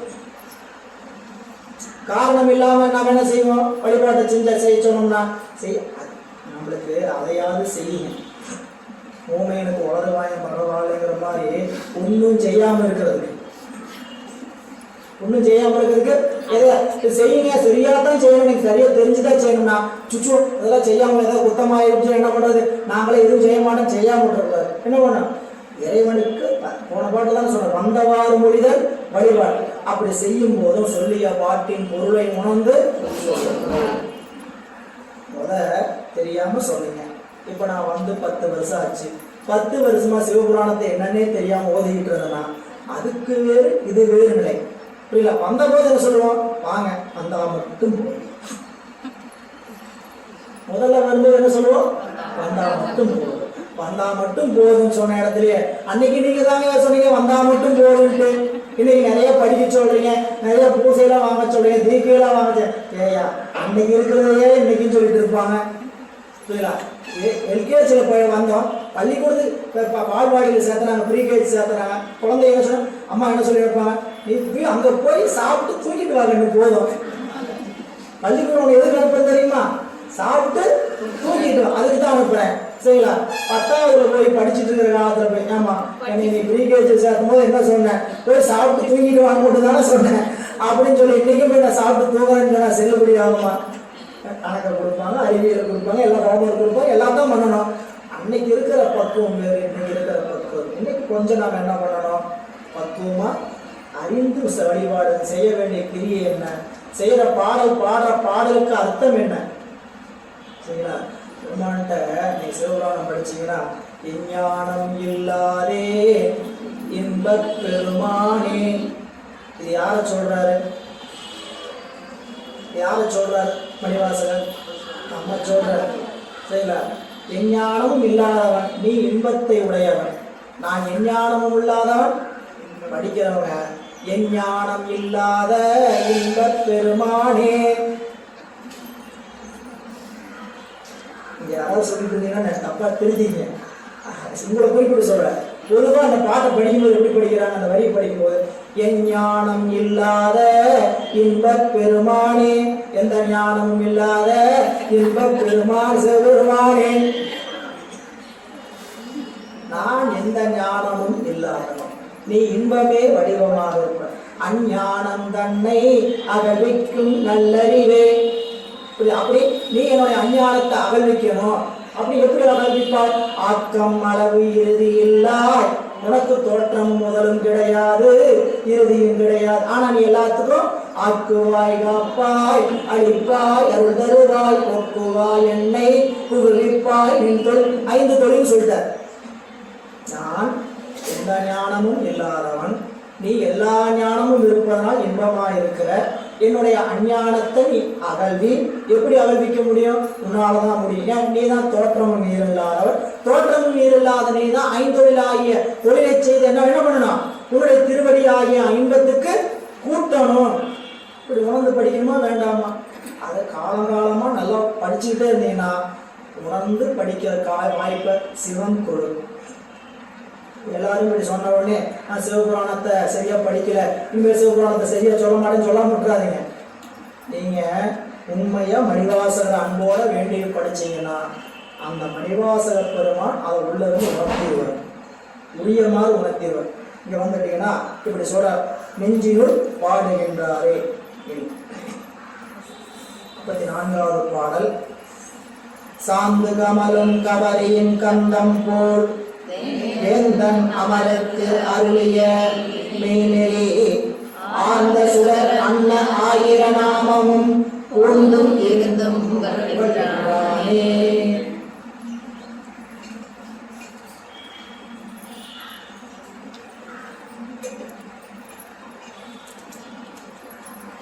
சாந்து கமலும் கவரியின் கந்தம் போல் வேந்தன் அமரர்க்கு அருளிய மெய்நெறி, ஆழ்ந்த சுடர் அன்ன 1000 நாமமும் பொருந்தும் இருந்தும் போல் நின்றானே. நமக்கு எது சாதனம்? இறைவனை வழிபாடு செய்வதற்கு எது சாதனம்? எந்த ஒரு தொழிலை செய்யணும்னாலுங்க சாதனம் இல்லாமல் தொழில் செய்ய முடியாது. நீங்கள் எந்த வேலை செஞ்சீங்கனாலும் அதுக்குரிய சாதனம் வேண்டுமா வேண்டாமா? சமைக்கணும், என்னென்ன சாதனம்லாம் வேணும்? முக்கியமாக அடுப்பு வேணுங்க ஐயா, அடுப்பு இல்லாமல் சமைக்க முடியாது. பாத்திரம் வேணும், எல்லா பொருளாக வேணும், எல்லாமே சமைக்க முடியும். ஒரு வயலுக்கு வேலைக்கு போனீங்க, சாதனம் வேணும். வயலுக்கு எதுக்கு வேலைக்கு போனீங்க? களை புடுங்க போனேன். களை புடுங்க போனீங்கன்னா என்ன சாதனம் வேணும்? கருக்கருவாள் வேணும். பெருங்கையோட போனீங்கன்னா கையை பிடிங்கிட்டு இருக்க முடியும், எவ்வளோ நேரம் பிடுங்க முடியும்? சாதனை எளிமையாகாது. சாதிக்கிற சாதனை எளிமையாகும்னா எது வேண்டும்? சாதனம் இருந்தால் தான் சாதனை எளிமையாகும். புரியுது? அப்ப இறை வழிபாட்டில் சாதனம் இல்லாமல் எப்படி சாதிக்க முடியும்? வழிபாட்டை செய்யறோம், உங்களுக்கு என்ன வேணும்? என்ன வேணாலும் கேட்டுங்க. சரிங்களா? பெருமான் என்ன வேணாலும் கேளுங்க. அதுக்கு என்ன வேணும்? சாதனை செய்யணும். சாதனை செஞ்சா தான் பயனை பெற முடியும். புரியல? அப்ப சாதனை பயனில் கொண்டு போய் விடும். அதுக்கு இடையில என்ன வேணும்? சாதனை செய்வதற்கு சாதனம் வேணும். அந்த சாதனம் என்ன முதல் தெரியணுமா வேண்டாமா? கோயிலுக்கு வந்தாங்க, சாமியை பார்த்தேன், கையெடுத்து கும்பிட்டேன், அவ்வளவுதான சாதனம்? அதெல்லாம் சாதனம். புரியுங்களா? அது சாமானியர்களுக்கு சாதனம். அந்த சாதனம் யாருக்கு? சாமானியன். உலகத்தில் இருக்கக்கூடிய ஒன்றும் அறியாதவர்களுக்கு சாதனம் என்ன? இறைவன் வந்து கையெடுத்து கும்பிடுனாங்கன்னா அவர்களுக்கு தேவையான நன்மை தீமைகள் பார்த்து சாமி செய்வார். இது அவங்களுக்கு சாதனம். நமக்கெல்லாம் சக்தி நிபாதர்கள் என்று சொல்லக்கூடிய இறைவனை நோக்கி தவத்தில் இருக்கிறவங்களுக்கு எது சாதனம்? அஞ்செழுத்து, திருநீரு, கண்டிகை, குருநாதர், நாயன்மார் கூட்டம், இதுதான் நமக்கு என்னதுங்க? சாதனம். இந்த சாதனம் நம்மனால எவ்வளவு சாதனத்தை பயன்படுத்த முடியும் அவ்வளவும் பயன்படுத்தணும். புரியுங்களா? எனக்கு 2 கையில் கருவாள் பிடிச்சி அறுக்க முடியுமா வேகமா? புரியுங்களா? சிவாஜி வச்சு 2 கையில் கையெழுத்து போடுற மாதிரி நான் 2 கையிலும் செய்யுமா? செய்ய வேண்டியதுதான். அவங்களுக்கு நமக்கு ஆற்றல் இருக்குன்னா என்ன பண்ணிக்க வேண்டியதான்? சாதனத்தை நல்லா பயன்படுத்த வேண்டியதுதான். புரியுங்களா? என்னால் முடியாது, எனக்கு இவ்வளவுதான் ஆற்றல்ல நீங்க என்ன பண்ண வேண்டியதான், அளவா எவ்வளவு செய்யணுமோ அந்த சாதனையை செய்து கொண்டு, எதை செய்தாலும் தொடர்ச்சியாக செய்ய வேண்டும். செய்யற சாதனைய இடைவிடாது செய்யணும். நீங்க செய்யற சாதனை என்ன பண்ணணும்னு கேட்டீங்கன்னா, ஒவ்வொரு நாளும் கண்ணாடியில் இருக்கக்கூடிய அழுக்கை துடைப்பதற்கு செய்யற வேலை மாதிரி. கண்ணாடியில நல்லா வீட்டுல ஒரு வாரமா எங்கேயோ கலந்தது, அதை எடுத்து பார்த்தீங்கன்னா பூரா அண்டி போய் கிடக்குது குப்பை. சாதனை செய்யறீங்க, என்ன பண்றீங்க, பார்க்கணும், முகம் பார்க்கணும், துடைக்கணும், நல்லா துடைச்சிக்கிட்டே இருக்கணும். கொஞ்சம் கொஞ்சமா அந்த நேரம் போயிட்டே இருக்கும். புரியுங்களா? அந்த அழுக்கெல்லாம் போனா முகம் பளிச்சுன்னு தெரியும். பளிச்சுன்னு தெரியுதுன்ட்டு மறுபடியும் துடைக்காம விட்டுட்டீங்கன்னு வச்சுக்கோங்க, மறுபடியும் கப் அடிச்சு போயிடும், மறுபடியும் கப் அடிச்சு போயிடும். அப்போ அறிவு ஒழுங்கா அந்த நிலைப்பாட்டில் இருக்குன்னா, சாதனை என்கின்ற பூசனை நிகழ்ந்து கொண்டே இருந்ததுனா தான் அந்த அழுக்கு தினம் கழுவப்படும். அதனாலதான் தங்கள் மலம் கழுவுவார் வந்து சாதலினார், எங்கள் பிராட்டியும் எங்கோனும் போன்றி செய்த பொங்கு மடுவில் புகப்பாய்ந்து பாய்ந்து நம் சங்கம் சிலம்பும் கலந்தாற்ப பொங்கைகள் பொங்க குடையும் குடல் பொங்க பங்கைய பூங்குடல் பாய்ந்து ஆடேலோ என்பாவார். இறைவனை போய் மடுவுல குளித்து என்னத்தை கழுவிட்டு வந்தோம், அழுக்கு. என்ன அழுக்கு கழுவணும், உடம்பு அழுக்கு கழுவணும். அங்கேயே ஒண்ணு வாங்கணும், ஒண்ணு இலவசங்கிற மாதிரி இன்னொரு அழுக்கும் கழுவலாம். தீர்த்தத்தில் போய் இறைவனுடைய தீர்த்தத்தில் குளிக்கிறோம், என்ன அழுக்கு கழுவணும், அது மட்டுமா கழுவணும், குளிக்கிறோம். என் பாவமெல்லாம் போகட்டும் சாமி, என் பாவமெல்லாம் போகட்டும். எப்படி போகும், சும்மா ஒன்னையுமே நினைக்காம பாவமெல்லாம் போகட்டும் சாமி அப்படி குளிக்கிறதா? இல்ல, அரகரா அரகரா சிவசிவா சிவசிவ ஏதாவது ஒரு திருநாமத்தை சொல்லி சென்றாடும் தீர்த்தங்கள் ஆனாதாமே திருவாலங்காடும் உரையும் செல்வதாமே தீர்த்தன் நல் தில்லை சிற்றம்பலத்தேவை வானும் மண்ணும் கோளையும் எல்லாம் காத்தும் படைத்தும் கறந்தும் விளையாடி சொல்றாரா இல்லையா? மணிவாசர் திருவெம்பாவை எதுக்கு வச்சிருக்கிறார்? நம்மகிட்ட இருக்கக்கூடிய அறிவில் இருக்கக்கூடிய ஆணவமலமாகி அழுக்க கழுவதற்கு தான் திருவெம்பாவை. திருவெம்பாவை மார்கழி மாதம் வருதுன்னா இந்த 30 நாள் யாருக்குரிய மாதம்? இறைவனுக்குரிய மாதம். சரிங்களா? அந்த இறைவனை நினைந்து நம்ம ஆன்மாவில் இருக்கக்கூடிய அறியாமையாகி அழுக்க கழுவணும். அப்படி கழுவுறதா பாவனை செஞ்சு என்ன பண்ணணும்? ஆர்த்த பிறவே உயர்கடனாம் ஆர்த்தாடும் தீர்த்தன் தில்லை சிற்றம்பலத்தே கூத்தன். யாரியா அப்படின்னா அவன் நினைக்கணும். அப்ப இங்க சொல்ற சந்தனத்தில் நின்று கமல்கின்ற கத்தூரி கத்தூரி மானின் மனமனம் போல சிவபெருமான் முத்தியுடத்துள்ள சிலருக்கு அறிவுறுத்திய நெறியே மெய் நெறி. முதல் 2 வரி சாந்து கமலும் கவரியின் கந்தம் போல் வேந்தன் அமருக்கு அருளிய நெறியே மெய் நெறி. இறைவன் எப்படி அவனுடைய புகழ் எங்கும் விரைவி இருக்குன்னா, சந்தனத்துல கஸ்தூரிமானுடைய இதை கரைச்சி வச்சா சந்தனத்தினுடைய வாசனையோட எழுந்திருக்கும், கஸ்தூரிமானினுடைய சாந்து வாசம் எழுந்திருக்கும். அப்படி இந்த உலகத்தில் எல்லா பக்கமும் பெருமானுடைய அருள் நிறைந்திருக்கக்கூடிய நிலையில அப்படிப்பட்ட இறைவன் தேவர்கள் அமரர்களுக்கு அருளிய நெறிய மெய்நெறி. அந்த மெய்நெறி ஆர்ந்த சுடர் அண்ணன். ஆர்ந்த சுடர் அப்படின்னா இறைவன் எப்படி பகலவன் சூரியனுடைய பல கதிர்கள் போன்று அவனது பல திருப்பெயர்களை 3வது வரியில பாருங்க. ஆர்ந்த சுடர் அன்ன 1000 நாமம். அவனுக்கு எத்தனை நாமம்? 1000. 1000 என்ன? எண்ணிக்கை இல்லாதது. 1000 என்பது எண்ணிக்கையை குறிப்பதில்லை. நீங்க சகசரநாமம் சொல்லி சகசரநாமம் பண்றாங்க, அது செல்லாது. புரியுங்களா? 1000ங்கிற சொல்லுக்கு என்ன பொருள்? எண்ணிக்கையற்ற பொருள். நீ 1000 நாமம் மட்டும் தான் உனக்கு இருக்கா? 1000 நாமம் மட்டும் தான் இருக்குதா? நீங்க நம்ம தமிழகத்தில் இருக்கக்கூடிய கோயில் இருக்கக்கூடிய பேர்ல எழுதிட்டு வந்தீங்கன்னா 10,000 பேர் வந்துடும். சாமிக்கு எத்தனை பேர், எத்தனை நாமம்? ஒரு நாமம் ஒரு ரூபம் ஒன்றுமில்லாருக்கு 1000 திருநாமம் பாடி நாம் தெல்லையிடம் போட்டோம்னா பேராயிரம் பரவி வானோர் இருக்கு அப்படின்னா பல வகையான பெயர். அவனுக்கு ஒரு 1000 பேர் சொல்லக்கூடாது. அங்க ஒரு பெரிய முறை எப்படி செய்திருக்கிறான்னு கேட்டீங்கன்னா, பல பெயர்களை உடையவன், எண்ணிக்கையை குறிப்பிட முடியாததுக்கு தான் என்ன சொல்றாங்க? 1000. இங்க சொல்ற 1000, அதாவது எப்படி சூரியனுடைய கதிர்கள் பல பக்கம் பிரிஞ்சிருக்குதோ அந்த கதிர்கள் போல இறைவனுடைய பல நாமங்களை சொல்லி நான் ஏத்துவேன். அப்படி துதிக்கின்றேன். அதான் சொல்ற, நான் நடக்கும் பொழுதும் இருக்கும் பொழுதும் துதித்து கிடைக்கும். கடைசி வரை போந்தும் இருந்தும் புகழ்கின்றேனே. அப்படி புகழ்ந்து நின்றார் அவர்கள் தான் கொண்டது. இறைவனை நாம எப்படி துதிக்கணும் அப்படின்னு கேட்டா, எந்நேரமும் துதிப்பதற்கான அறிவை வளர்த்தோம். இது பயிற்சி. எனது பயிற்சி சும்மா ஒரு நாள்லயே நிகழாது. நின்றாலும் இருந்தாலும் கிடந்தாலும் நடந்தாலும் மென்றாலும் துயின்றாலும் விழித்தாலும் இமைத்தாலும் மன்றாடும் மலர்பாதம் ஒருகாலும் மறவாமை.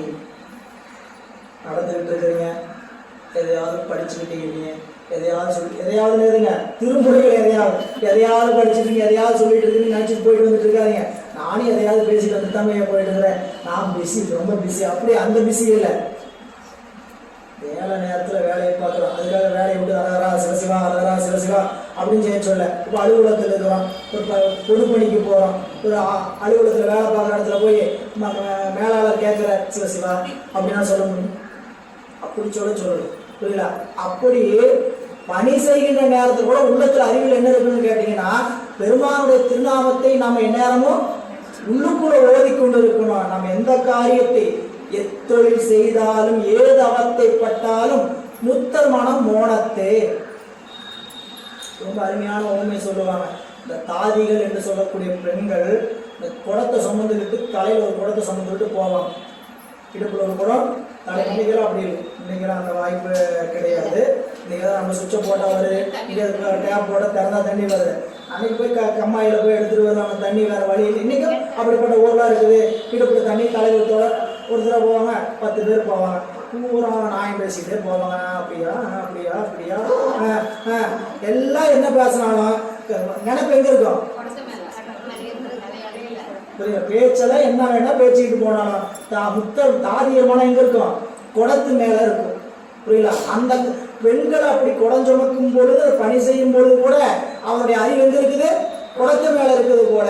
நாம் எத்தொழில் செய்தாலும் ஏது அவத்தைப்பட்டாலும் முத்தர் மனம் மோனத்து. நம்ம அறிவு எங்க இருக்குன்னு கேட்டா, இறைவனுடைய திருவருள்ல பதிந்து இருக்கணும். என்ன வேலை வேணா செய்யலாம், வேலை என்ன வேலை வேணாலும் செய்யலாம். நீங்க அலுவலக வேலை செய்யலாம், நீங்க கையெழுத்து போட்டுட்டு இருக்கலாம், என்ன வேணா பண்ணலாம்.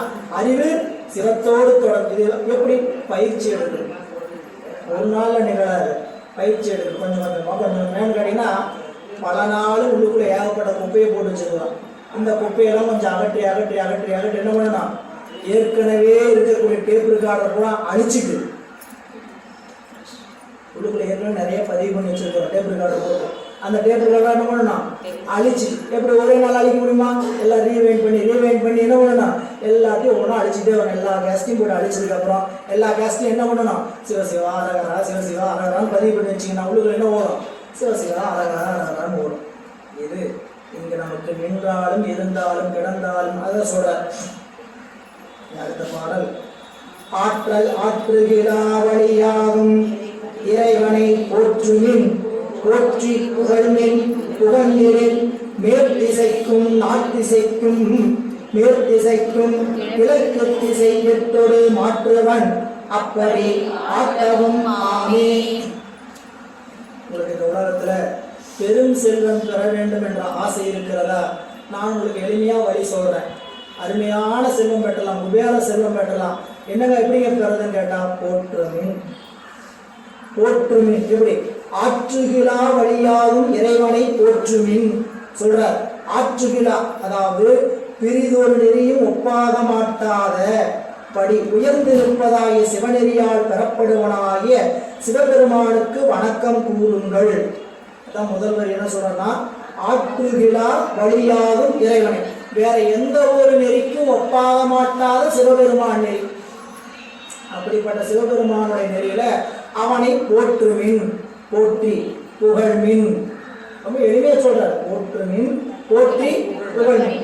போற்றுதல் வேறு, புகழ்தல் வேறு. போற்றுதல் இறைவனுக்கு வணக்கம், புகழ்தல் அவனுடைய புகழ்களை சொல்லுதல். போற்றுதல் எதுக்கு? வணக்கம். வேற்றாகி விண்ணாகி நின்றாய் போற்றி அப்படின்னாங்க. வேற்றாகவும் விண்ணாகவும் நிற்கின்ற பெருமானை உனக்கு வணக்கம். இது போற்றி. புகழ்தல் என்ன? திருமுறைகள் அத்தனை புகழ்தான். தோத்திரங்கள், தோத்திரம் என்னதுங்க? தோத்திரம் என்ற சொல்லுக்கு என்ன பொருள்? புகழ்தல், பெருமானை தோத்திரித்தல். தோத்திரித்தல் என்னதுங்க? புகழ்தல், புகழ், பெருமானை புகழ்ச்சி செய்தல். மணிவாசக பெருமான் புகழ்மின் தொழுமின் புனைமின் புயங்கண் தாளே புந்திமை திட்டு இகழ்வின் எல்லா அல்லவையும் இனியோர் இடையூர் அடையானே. புகழ்மின் தொழுமின் புனைமின், பெருமானுக்கு பணி செய். அப்படி பணி செஞ்சீங்கன்னா எல்லா அல்லலையும் நீ துரத்தலாம். நமக்கு வரக்கூடிய துன்பங்களை எல்லாம் துரத்தலாம். துன்பத்தை தூரத்தை நிறுத்தி இன்பத்தை பக்கத்துல கூட்டிட்டு வர்றது என்னன்னு கேட்டீங்கன்னா இறைவனை போற்றி நிற்பதுதான். எனக்கு செஞ்சு செஞ்சு பார்க்கத்தாங்க தெரியும்.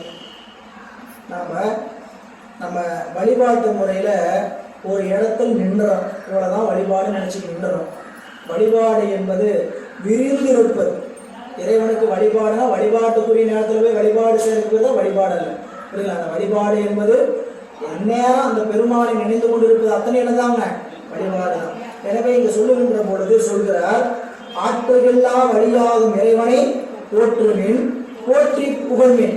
அப்படி புகழ்ச்சின் நீங்க அப்படி செஞ்சீங்கன்னா மேற்திசைக்கும், மேல இருக்கக்கூடிய அத்தனை திசைக்கும், கிழக்கு திசை எட்டுடன், கிழக்கு திசை எட்டுடன் அப்படின்னு கீழே இருக்கக்கூடிய 8 திசை, மேல திசைன்னு சொல்லிட்டாரு, பூமியில் இருக்கக்கூடிய 8 திசைன்னு சொல்லிட்டாரு, கீழே திசை கொள்ளணும். அப்ப திசை எத்தனை? மேல் கீழ் 8 திசை. மணிவாசகர் புறநாய மைந்தோடு என்பதையாய் புணர்ந்து நின்றான், உலகு 7என திசை 10என தான் ஒருவனுமே பலவாகி நின்றவா தோநோக்கம் ஆடானோ. பெருமான் அத்தனை திசைக்கும் தானே தலைவர். அந்தந்த திசைக்கு அந்தந்த தலைவர் இருக்கிறாங்க, நல்லா கவனிக்கிறீங்க. அந்தந்த திசைக்கு அவரவர்கள் தலைவர். அந்த திசை தலைவர் வேற திசைக்கு போய் எதுவும் பண்ண முடியாது. இந்திரனுக்கு எந்த திசை? கிழக்கு. இந்திரனுக்கு எதுக்கு திசை? எல்லாம் திருவாசத்துக்கு. அருணன் இந்திரன் திசை அணுகினன் இருள் போர் அகன்றன். அருணன் யாரு? சூரியனுடைய தேரோட்டி. கதிரவனுடைய சூரியனுடைய தேரோட்டி யாருங்க? அருணன். அருணன் போய் எந்த திசை அணுகினான்? இந்திரன் திசை அணுகினான். சூரியோதயம் வர்றதுக்கு முன்னாடி எந்த உதயம் வரும்? அருணோதயம் வரும். அருணன் தான் யாருங்க? சூரியனுடைய தேரோட்டி. தேரோட்டி போய் எந்த திசை அணுகினான்? அருணன் இந்திரன் திசை அணுகினன். என்னாச்சு? இருள் போய் அகன்றது. இருள் போய் அகன். அதுக்கப்புறம் கருணையின் சூரியன் எலையன. சூரியன் வந்து உதிச்சது. அதனால அங்க இருக்கக்கூடிய பொய்கையெல்லாம் கடிமலர் மாதன் மலர்ந்தது. கருணை மட்டம் நன்னா திருப்பள்ளி எழுச்சியை படிக்கலாம். அப்போ அருணோதயம் என்று சொல்லக்கூடிய காட்சி. அப்போ பெருமானுக்கு புகழ்ந்திடின் மேல் திசை கீழ் திசை. இந்திரனுக்கு ஒரு திசை, இந்திரன் கிழக்கு, அக்னி கூற்றுவன் தெற்கு. இந்திரன் அக்னி கூற்றுவன் நிருதி வருணன் வாயு குபேரன் ஈசானன் திருமால் நாமுகன் என்று சொல்லக்கூடிய 10 திசை. 10 திசைக்கும் 10 உலகம் இருக்கு. 10 திசைக்கும் 10 உலகம் என்னங்க? நாம் இன்பத்தை அனுபவிக்க கூடிய உலகம் இந்த 10 உலகம். துன்பத்தை அனுபவிக்கக்கூடிய நில உலகம், கீழ் உலகம். 9 உலகமும். இந்த 9 உலகத்துல 8 உலகம் இன்பத்தை அனுபவிப்பது. ஒரு உலகம் இன்பம் துன்பம் ரெண்டுக்கும். ஒரு உலகம் துன்பத்துக்கு மட்டுமே, நரக உலகம். அப்போ இந்த மேல் திசை சொல்ற, மேல் திசைக்கும் கிழக்கு திசை 8 மாற்றுவன் அப்படின்னு என்னதுங்க? மாற்றுவன் இருக்குது. நீங்க எப்படி படிக்கணும்? ஆற்றுவன். பாடல்ல புத்தகத்துல இருக்கக்கூடிய சொல் வந்து மாற்றுவன் இருக்குது. மாற்றுவன்கிற பொருள் எப்படி மாத்தீங்க? அப்படின்னா இப்படி நீங்க இறைவனை போற்றி புகழ்ந்து நின்றீர்களானால் உங்களை 10 திசைக்கும் தலைவராக வைப்பாராம். அதான் ஆற்றுவன். அப்படி அந்த திசையில போய் அந்த திசைக்குரிய தலைவர்களாக இருந்து நீங்க ஆற்றலும் ஆமே.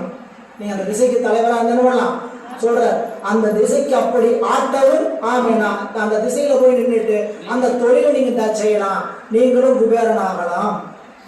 நமக்கு அதுவா வேணும். அப்படி இது ஆசைப்பட்டுறாதீங்க, புரியுதா? ஆட்டவுமாமே, நான் போய் இந்திரனாக போறேன், திருமாலாக போறேன், வைகுந்தம் போகலாம், சத்தியலோகம் போகலாம், இந்த எல்லாம் சிவனடியார்களுக்கு அந்த நினைப்பே வேண்டாம்.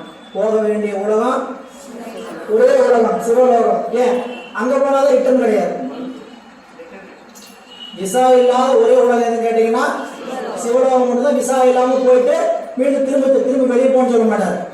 மற்ற எங்க போனீங்கன்னாலும் விசா முடிஞ்சிச்சா, கிளம்புறாச்சா, உங்களுக்கு எங்க பூமிக்கு தான், வேற எங்க கிளம்பி போயிட்டு வந்துடுவாங்க. எனவே யாராருக்கெல்லாம் கீழே பூமிக்கு வரணும்னு நினைக்கிறாங்களோ அவங்கெல்லாம் 8 திசைக்கு ஆசைப்பட வேண்டியதா. 8 திசைக்கும் ஆசை இல்லாமல் இருக்கக்கூடிய உலகம் சிவலோகம். அப்படியே சிவபெருமான போற்றி புகழ்ந்தேன் அப்படின்னு இந்த அறிவுரையெல்லாம் இங்க சொல்றார் அப்படின்னு கேட்டீங்கன்னா, எளிமையாக முதல்ல இந்த உலக இன்பத்தை கொடுத்தாத்தான் உயிர்கள் வருவார்கள் என்பதற்காகத்தான் என்ன பண்றாங்க, அப்படியெல்லாம் காட்டி கூட்டிட்டு வராங்க. நம்ம உலக இன்பத்தையே வேண்டாம் அப்படின்னு சொல்லி சிவபெருமான கும்பிடுங்க, எல்லாத்தையும் விட்டுட்டு வாங்கன்னு சொன்னோம்னு வச்சுக்கங்க, இறைவனை நாடுவதற்கு எல்லாத்துக்கும் விருப்பம் இருக்காது. அதனால உலக இன்பத்தை எல்லாம் கொடுத்தவன் அவன் தான், உலக இன்பத்தை எல்லாம் வேண்டாம் விடுக்க சொல்கின்ற நெறி அமைத்தவனும் அவன் தான். அதனாலதான் பந்தமும் வீடும் ஆயினும் காண்க, பந்தமும் வீடும் படைப்போர் காண்க. அவனேதான் பந்தம், அவனேதான் வீடு, பந்தத்தை செய்தவனும் அவனேதான், வீட்டை படைச்சவனும் அவனேதான், முடிச்சு போட்டவனும் அவனேதான், முடிச்சு அவுத்து விடுறவரும் அவனேதான். நீங்க ஏங்க முடிச்சு போட்டீங்க, ஏங்க முடிச்சு அவுத்து விட்டீங்க எல்லாம் கேட்கக்கூடாது. அவர் தான் அதற்கு தலைவர். ஏன் அவர் இந்த பந்தத்திலிருந்து நீக்கிறதுக்காக தான் பந்தத்தை கொடுத்துருக்கிறார். ஆனா நமக்கு அறிவுக்கு என்ன தோணுது அப்படின்னா, அவங்க போயிட்டாங்க, இவங்க போயிட்டாங்க, நம்மளை விட்டுட்டு போயிட்டாங்க, நம்ம அப்படின்னு நினைக்கிறோம். புரியுங்களா? இறைவன் திருவருள் பந்தத்தை கூட்டுபவன் அவனே, பந்தத்தை விடுப்பவனும் அவனை. இனி அடுத்த பாடல் பாருங்க, 36வது பாடல். அப்பனை நந்தியை ஆரா அமுதினை எப்புலி வல்லலை ஊழி முதல்வனை எப்பரிசாய் முன் ஏற்றுமேன் ஏற்றினால் அப்பரிசை ஈசன் அருள் பெறலாமே. ஐயா, நீங்க எப்படியாவது சிவபெருமான கும்பிடுங்க, சரிங்களா? இப்படிதான் கும்பிடுங்க, அப்படிதான் கும்பிடுங்க, நான் உங்களோட இத்தனை சொல்லிட்டு இருக்கேன்னு போடுவோம். எப்பரிசாயினும் ஏற்று, இதுக்கு மேல இறங்கி என்ன சொல்றது? உன்னால எப்படி கும்பிட முடியுமோ அப்படி வாங்க. பௌத்து நம்ம நண்பர்கள் கும்பிடுற மாதிரி தான். நான் 1/2 மணி நேரமும் வாங்க அக்கா, 1 மணி நேரம், உன்னால எவ்வளவு நேரம் முடியுமோ வாங்க, எவ்வளவு நேரம் முடியுமோ வாங்க. போனவரும் வழியா 2 பேரும் வழியா, அதுக்காக நினைச்சுக்கிட்டே வீட்டுல இருந்துடாதீங்க, வாங்க. புரியுங்க? வாங்க பழகலாம், வாங்க பழகலாம் கூப்பிடுற மாதிரி என்ன பண்றது, கூப்பிட்டு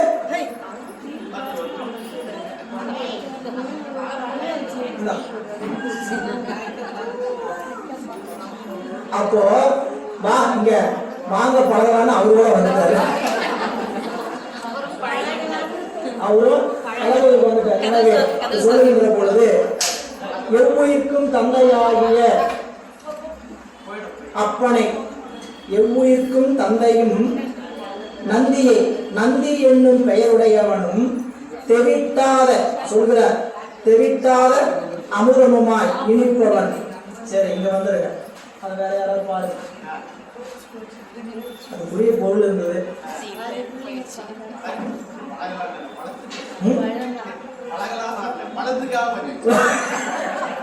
பழகலா வாங்கினா பழத்துக்காக வச்சுக்கிறீங்க, அது நல்லா தான் இருக்குது. இப்போ அப்படி அப்பனை நந்தியை ஆரா அமுதினை ஒப்பிலி வல்லலை ஊழி, பொருள் சொல்ல மாட்டீங்களே பாருங்க. இறைவன் அப்பன், நந்தி திருநாமவனுக்கு பேர் என்ன? நந்தி. அப்பனை நந்தியை ஆரா அமுது. உலகத்தில் இருக்கக்கூடிய எல்லா பொருள்களுமே தெவிட்டீரும், இறைவன் அனுபவம் மட்டும்தான் தெவிட்டார். இறைவனை கும்பிட கும்பிட இன்னும் கும்பிடணும் தான் தோணும், வழிபாட்டில் நிற்க இன்னும் இன்பம் வேணும் தான் தோணும். எனவே அப்பனை நந்தியை ஆரா அமுதை ஒப்பிலி வள்ளல், ஒப்பில்லாத வள்ளல். அவனுடைய வள்ளல் தன்மைக்கு என்ன எடுத்துக்காட்டு? அவன் உயிர்களுக்கு அருள் செய்கின்ற தன்மை தான் எடுத்துக்காட்டு. அவன் கருணை. ஒப்பிலி வள்ளல்னா, வள்ளல்ங்கிற சொல்லுக்கு வரையாது வழங்குபவர் வள்ளல். வரையாதுன்னா அளவு பார்த்து கொடுக்கக்கூடாது. நம்ம கொடுத்தா வள்ளல் அல்ல, அளவு பார்க்காம கொடுக்கணும். அளவுன்னு என்னதுங்க? நேரம், காலம், இடம், பொருள், ஏவெல்லாம் நீங்கள் சனிக்கிழமை வாங்க கொடுக்குறேன். சனிக்கிழமை போடுறவங்க இருப்பாங்க, வெள்ளிக்கிழமை போடுறவங்க இருப்பாங்க. தர்மம் போடுறதுக்கு ஒரு நாள், தர்மம் போடுறதுக்கு நான் அப்புறம் பாத்திரத்தில் எண்ணி வச்சுக்குவாங்க தன காசுன்ட்டு. அது தீர்ந்துச்சுன்னா அதுக்கு மேலே தர்மம் கிடையாது. புரியுங்களா? போட்டது 30 ரூபாய்க்கு 30 காசு எண்ணி வச்சுட்டாங்கன்னா 30 பேருக்கு வரைக்கும் டோக்கன். 30 பேர் முடிஞ்சிச்சுன்னா என்ன கிடையாதுங்க, அவ்வளோதான். அவருடைய தர்மம் வள்ளல், அவ்வளோதான். அப்படியா வள்ளல்? வள்ளல் தன்மைன்னா என்ன? வரையாது கொடுப்பது, அளவுபடாது. வரையாதுன்னு அளவுபடாது கொடுப்பதுங்க. சிவபெருமான் திருமுகப்பாசுரம் எழுதுறார் பாணபுத்தருக்கு. பாணபுத்தருக்கு திருமுகப்பாசுரம் உங்களுக்கு தெரியும். 11ஆம் திருமுறையில் முதல் பாட்டு சிவபெருமான் எழுதிய பாடல். 12 திருமுறையில் 11ஆம் திருமுறையில் முதல் பாடல் யார் எழுதியது? ஆலவாய் சொக்கநாத பெருமான் எழுதியது. யாருக்காக? பாணபுத்தருக்காக. யாருக்கிட்ட? சேரமான் பெருமான். சேரநாட்டை ஆண்ட அரசன் 63 நாயன்மார்ல ஒருவர். அவருக்கு ஒரு ஓலைச்சீட்டு எழுதுறார். பாசுரம் என்னதுங்க? ஓலைச்சீட்டு. இன்னைக்கு கணக்குப்படி கடுதாசி, லெட்டர், கடிதம். பரதரச கமல் சொல்ற மாதிரி கடிதாசி, லெட்டர், கடிதம் இதெல்லாம் சொல்லுங்க. எழுதுனார். என்ன எழுதுனாரு? யார் எழுதுறேன், யாருக்கு எழுதுறேன், எதுக்காக எழுதுறேன். 3 ஒரு பாட்டுல சின்னதாக ஒரு 10 வரைக்கும் பாட்டு. யார் எழுதுறேன், யாருக்கு எழுதுறேன், யாருக்காக எழுதுறேன். நான் ஆலவாய் மதுரையில் இருக்கக்கூடிய சொக்கநாதன் எழுதுறேன். யாருக்கு எழுதுறேன்? சேரமான், கேரள நாட்டில் இருக்கக்கூடிய சேரமானுக்கு. யாருக்காக எழுதுறேன்? பாணபத்தருக்காக. எதுக்காக எழுதுறேன்? அவருக்கு பொருள் வேணும் கொடுத்தவர். சரிங்களா? இது இவர் கொடுக்க முடியாதா? இவர்கிட்ட இல்லாத செல்வமா? இவர்கிட்ட இல்லாத செல்வமா? கொடுக்கணும்னா எனக்கு கொடுத்த தனதன தோழா. சாமி இப்படிப்பட்டவர், தனதன தோழன், குபேரனுக்கு தோழன். சிவபெருமான் யாருக்கு தோழன்? குபேரனுக்கு தோழன், தனதன தோழா அப்படின்னு இவர் நினைச்சா கொடுக்கலாம்ல. ஆனா என்ன பண்றாருங்களா? அடியாருடைய அன்பை உலகத்துக்கு காட்டணும். புரியல? சரி, அவருக்கு அனுப்பிச்சார். அவர்கிட்ட போய் கொடுத்து திருப்பி அனுப்பின்றார். நீ அங்கேயே வச்சுக்காத அப்படின்ட்டு சாமி ஒரு கடைசியில் ஒரு குறிப்பு கொடுத்தார். மதிமலி புரிசை மாட கூடல் பதிமசை நிலவு பாலிற வரிச்சிறகு அன்னம் பயில் போல் ஆலவாயில் மண்ணிய சிவன் யான் மொழிதரு மாற்றம். அனுப்புனர் ஃப்ரம் யாருக்கு? டு பருவ கொன்னு படியன பாவல உரிமையின் உதவி ஒழிதை குருமாமதிபுரை உளவிய குடைக்கு செருமா உதைக்கும் சேரலங்காண்க. சப்ஜெக்ட் பொருள். பண்பாள் யாழ் பயில் பாணவத்திர் தன்போல் என்பாள் அன்பன் தன்பாள். பாட்டோட சொல்லலை பாருங்க. தன்போல் அன்பன் என்பார் தன்பா காண்பது கருதி போந்தன மாண்பொருள் கொடுத்து வரவிடுப்பதுவே. ஐயா, உங்கள்கிட்ட வர்றவன் பாணபத்தனை, அவன் நீ எப்படி என் மேல அன்பு வச்சிருக்கிறையோ அதே மாதிரி அன்பு இருக்கிறவன் அவனும். அவன் உங்கள்கிட்ட பொருள் வேண்டி வரான். நல்லா நிறைய பொருள் கொடுத்து என்ன பண்ண திருப்பி அனுப்பு வச்சுக்காத அப்படின்னு சொன்னா ஓலைச்சீட்டை கொண்டு போய் சேரமான் பெருமாட்ட பாணபத்தர் நீட்டினார். இந்த ஓலைச்சீட்டை பார்த்து படித்தார். தலையில் வச்சு ஆடு ஆடுறாரு. சிவா பெருமானே, நீங்கள் போய் எனக்கு என்ன போய் மதித்து கொடுத்து நான் கொடுக்குன்னு சொல்லி அனுப்பிச்சிருக்கிறீங்களே, கொண்டாடாக்கா. தலையில் வச்சு கொண்டாடினா அப்புறம் அவர் பாணபத்தரை கூட்டு போய் கருவூலத்தை கூட்டு போய் எல்லாம் நீங்கள் எடுத்துகிட்டு போவாங்க. என்னது கொடுத்துன்னா இவ்வளோ கொடுத்து இல்லை, எல்லாத்தையும் எடுத்துகிட்டு போவாங்க. இதுக்கு பேர் தான் வள்ளல் தன்மை. எல்லாத்தையும் எடுத்துகிட்டு போகிறாங்க. அவர் எல்லாத்தையும் எடுத்துகிட்டு போனாரா? எனக்கு சாமி எவ்வளோ கொடுக்க சொல்லி அவ்வளோ கொடுங்க. கொடுத்தல் பெருமை. பெரியது ஒருத்தருக்கு கொடுக்கறது பெருசு. அதை வேண்டான்னு சொல்றது அதோட பெருமை. கொள்ளேன்னு சொல்றது அதோட பெருமை. அப்போ அப்படிப்பட்ட வள்ளல் தன்மை. 7 வள்ளல் பார்க்கிறோம். இவங்கெல்லாம் போய் மயிலுக்கு போய் போர்வை போத்தி விடணுமா? முல்லைக்கு தேர் கொடுக்கணுமா? பந்தல் கட்டினா போகுது. புரியுது? அப்படி நினைச்சாங்களா? இல்லை. அப்பா அந்த இடத்துல என்ன செய்யணும்? காவலரை கூப்பிட்டு அதுக்கப்புறம் பந்தல் போட அதை பண்ண சொல்ல மாட்டேன். தேரை விட்டு அப்படி படம் விட்டு போயிட்டார். புரியுதா? தவளை போய் குளத்துல அது பாட்டில் சத்தம் போட்டுட்டு இருக்குது. வரவண பாண்டியன் பார்த்தாரு. தவளை எப்படி கத்துதுன்னு சத்தம் கேட்டுதான். அரகரா அரகரா அரகரா. தவளையுடைய சத்தம் பார்த்தீங்கன்னா, தவளையோட சத்தம் நமக்கு வேணா வேற மாதிரி கேட்கலாம். நல்லா கொஞ்சம் கவனிச்சு வச்சு வரவண பாண்டியனுக்கு இப்படி கேட்டுச்சான். என்ன பண்ணாங்களா? அப்படியே பொண்ணை தூங்கினாராம். குளத்துல பூரா தங்கத்தை தூவி விட்டார். ஏன்? அதுதான் வள்ளல் தன்மை. சிவபெருமான் இத்தனை பேர்த்துக்கு கொடுக்குற வள்ளல். சரிங்களா? அப்புறம் வள்ளல்ங்கிறதுக்கு அப்படி பொருள் செஞ்சீங்கன்னா தான் இந்த உலகத்தில் கொடுக்குற யாராரையோ வள்ளல் வரும். இதை நம்முடைய சுந்தரமூர்த்தி நாயனர் ரொம்ப அருமையாக சொல்லுவார். சரிங்களா? ஈக்கும் ஈகிலன், எச்ச கையில் ஓட்ட கூட மாட்டான். ஈக்கும் ஈகிலன் என்னதுங்க? ஈக்கு ஈ முடிச்சுட்டு இருக்கோம், எப்படியாவது கை இப்படி வீட்டினோம்னா கையில் விழுந்துருமென்ட்டு இப்படி துரத்துவான். ஈக்கும் ஈகிலன் ஆகிலும், புரியல? எள் விழுந்த இடம் பார்க்கிறோம். எள்ளு தவறி விழுந்துடும், எங்கெங்க விழுந்து எல்லாம் தேடுவானா, தேடி கூட்டி பெருக்கி ஒரு எள்ளு கூட பிறக்குவானா. அவனை போய் வள்ளலே எங்கள் மைந்தனே என்று வாழ்த்தினும் கொடுப்பார்கள். எள் விழுந்த இடம் பார்க்கிலும் ஈக்கும் ஈகிலனாயிலும் வள்ளலே எங்கள் மைந்தனே என்று வாழ்த்தினும் கொடுப்பாரில்லை. புள்ளெல்லாம் புகழ் பயிலும் புகழூர் பாடுமின் புலவிர்கள் அல்லல் பட்டு அழுந்தாது போவதற்கு யாதும் மையுறவில்லை. திருப்பூரில் வந்து எங்க சாமியை பாடியா, அவர் பாடனேன்னா வள்ளல் அவர்தாய உண்மையான வள்ளல் அப்படின்னு நம்ம பெருமக்கள்லாம் ரொம்ப இதுக்கு உரை எழுதியிருக்கிறாங்க. நீங்க திருவள்ளுவர் இருள் சேர் இருவினையும் சேரா இறைவன் பொருள் சேர் புகழ் புரிந்தார் மாட்டு. பொருள் சேர் புகழ், உண்மையான பொருள் சேர் புகழ் யாரு புரியுதுன்னா சிவபெருமானை புகழ்ந்தீங்கன்னா மட்டும்தான் அது என்ன பொருள்? பொருள் சேர் புகழ். மற்றவங்களை புகழ்ந்தீங்கன்னா பொருள் இல்லாத புகழ். பொருள்னா செல்வம் இல்லை, அந்த சொல்லுக்கு. இப்போ இல்லைங்களா, என்னை பார்த்து அழகரே அப்படின்னா அது உண்மையான புகழ?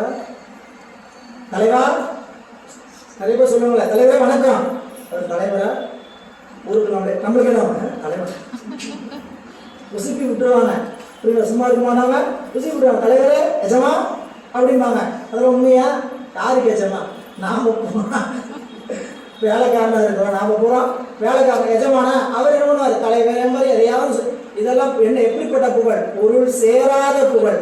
பொருள் சேர் புகழ். இறைவன் முன்னாடி போய் என்ன வேணா புகழுங்க, அதுக்கு அத்தனைக்கும் தகுதியுடைய உரையாள். நீங்க இறைவனை புகழ்ந்த புகழ்ச்சியில எடுத்து எடுத்து வச்சு பார்த்தீங்கன்னா பின்னாலும் தேவர்க்கு மேலாய வேதியனை மண்ணாடும் மன்னவர்க்கு மாண்பாகி நின்றானை தன்னார் தமிழளிக்கும் தன்பாண்டி நாட்டானை பெண்ணாளும் வாகனை பேணு பெருந்துறையில் கண்ணார் கடல் காட்டி நாயேனை ஆட்கொண்ட அண்ணாமலையானை பாடுதுங்கனம்மான். இந்த புகழ் ஏதாவது குறைஞ்சு போயிருமே என்ன? வரிசையை எடுத்து வச்சீங்கன்னா சந்திரனை தேய்த்தல் நிறைய சொல்லிட்டே போகலாம். சரி, இங்க வந்துடும் பாருங்க. பெருமானை அப்படி அப்பனை அந்நந்தியை ஆரா அமுதினை ஒப்பிலி வள்ளலை ஊழி முதல்வனை எப்பரிசாயினும் ஏற்றுமின் ஏற்றினால் அப்பரீசன் அருள். சிவபெருமானுடைய அருளை பெற வேண்டுமா? புகழ்ந்து பாடுங்க, புகழ்ந்து பாடுங்க. எப்படி பாடுங்க? உங்களுக்கு எப்படி வருமோ எப்படி. அதாவது 2 முறை இருக்கு. இறைவன்கிட்ட அஞ்சியாவது அன்பு செய்யுங்க, இல்லாது அன்பு பட்டாவது அன்பு செய்யுங்க. இறைவனுக்கு அஞ்சியாயிலும் அன்பு பட்டாயிலும் நெஞ்சம் நினை நின்றியூரை என்பார் அப்பர் சுவாமிகள். இறைவனுக்கு நீங்க அன்பு செலுத்துங்க. எப்படி அன்பு செலுத்துங்க? பண்ணா சாமி நமக்கு ஏதாவது இடையூறு வந்துடும் அப்படி பயந்துக்கிட்டாவது செய்யுங்க. இல்லாட்டி இறைவனுக்கு அன்பாவது அன்பு எப்படியாவது அன்பு செய்யுங்கிறதுக்கு தான் என்ன பேருங்க? எப்பரிசாயினும் ஏத்துமின் ஏத்தினால் அப்பரிசு ஈசன். அந்த முறைக்கு தக்க அருளை பெறலாமே. நீங்க எந்த அளவுக்கு இறைவன் அன்பு செலுத்துறீங்களோ அந்த முறைமைக்கு தகுந்த அருளை இறைவன் நமக்கு கொடுப்பார். 37வது பாடல். நானும் நின்று ஏத்துவன் நாள்தோறும் நந்தியை நானும் நின்றான் தளல் போல் ஒக்கும் மேனியர் நாளில் நின்று மதிபோல் உடன் உள்வ வந்து ஊரில் நின்று ஆங்கே ஈர்க்கின்றவாறே. இறைவனை நானும் நாள்தோறு துதிக்கின்றேன். நானும் நின்று ஏத்துவன் நாள்தோறும் அந்த நானும் இறைவனை நாள்தோறும் துதிக்கின்றேன். தானும் நின்றான் தளபோடும் ஒக்கும் மேனே. அப்படி துதிக்கின்ற என்னிடத்துல அவனும் எப்படி இருந்தாங்களாம்? என் உடம்புல அவன் எப்படி நிற்பான்னு கேட்டீங்கன்னா தளர்வோடும் மேன். அவன் சோதி வடிவாக இருக்கக்கூடிய பெருமான். நான் அவனை நாள்தோறும் துதிக்கின்றேன். அவன் எங்கும் பிரகாசமாய் இருக்கின்ற சோதி. வானில் நின்றார் மதிபோல் உடல் உள்வ வந்து. அப்படி எங்கும் இருக்கின்ற சோதி அவன் எப்படி என்னிடத்துல வந்தான்னு கேட்டீங்கன்னா ஊனில் நின்று ஆங்கே உயிர்க்கின்றவாறு. என் உயிர்க்கு உயிர்நாதன். சிவபெருமானுக்கு பிராணநாதன் ஒரு பேர் உண்டு. அவர் உயிர்நாதன். அவர் எப்படிப்பட்ட நாதன்?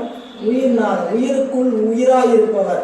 ஊனுக்கு. அதனாலதான் அப்பசாமி எண்ணில் யாரும் எனக்கு இனியார் இல்லை, என்னுளே இனியான் ஒருவன் உடன். எண்ணில் யாரும் எனக்கு இனியார் இல்லை, எண்ணில் இனியான் ஒருவன் உடன். என்னுள்ளே உயிர்ப்பாய் உள்ளே புறம் போந்து புக்கு நின்று என்னுள்ளே இருக்கும் இன்னம்பர் ஈசனே.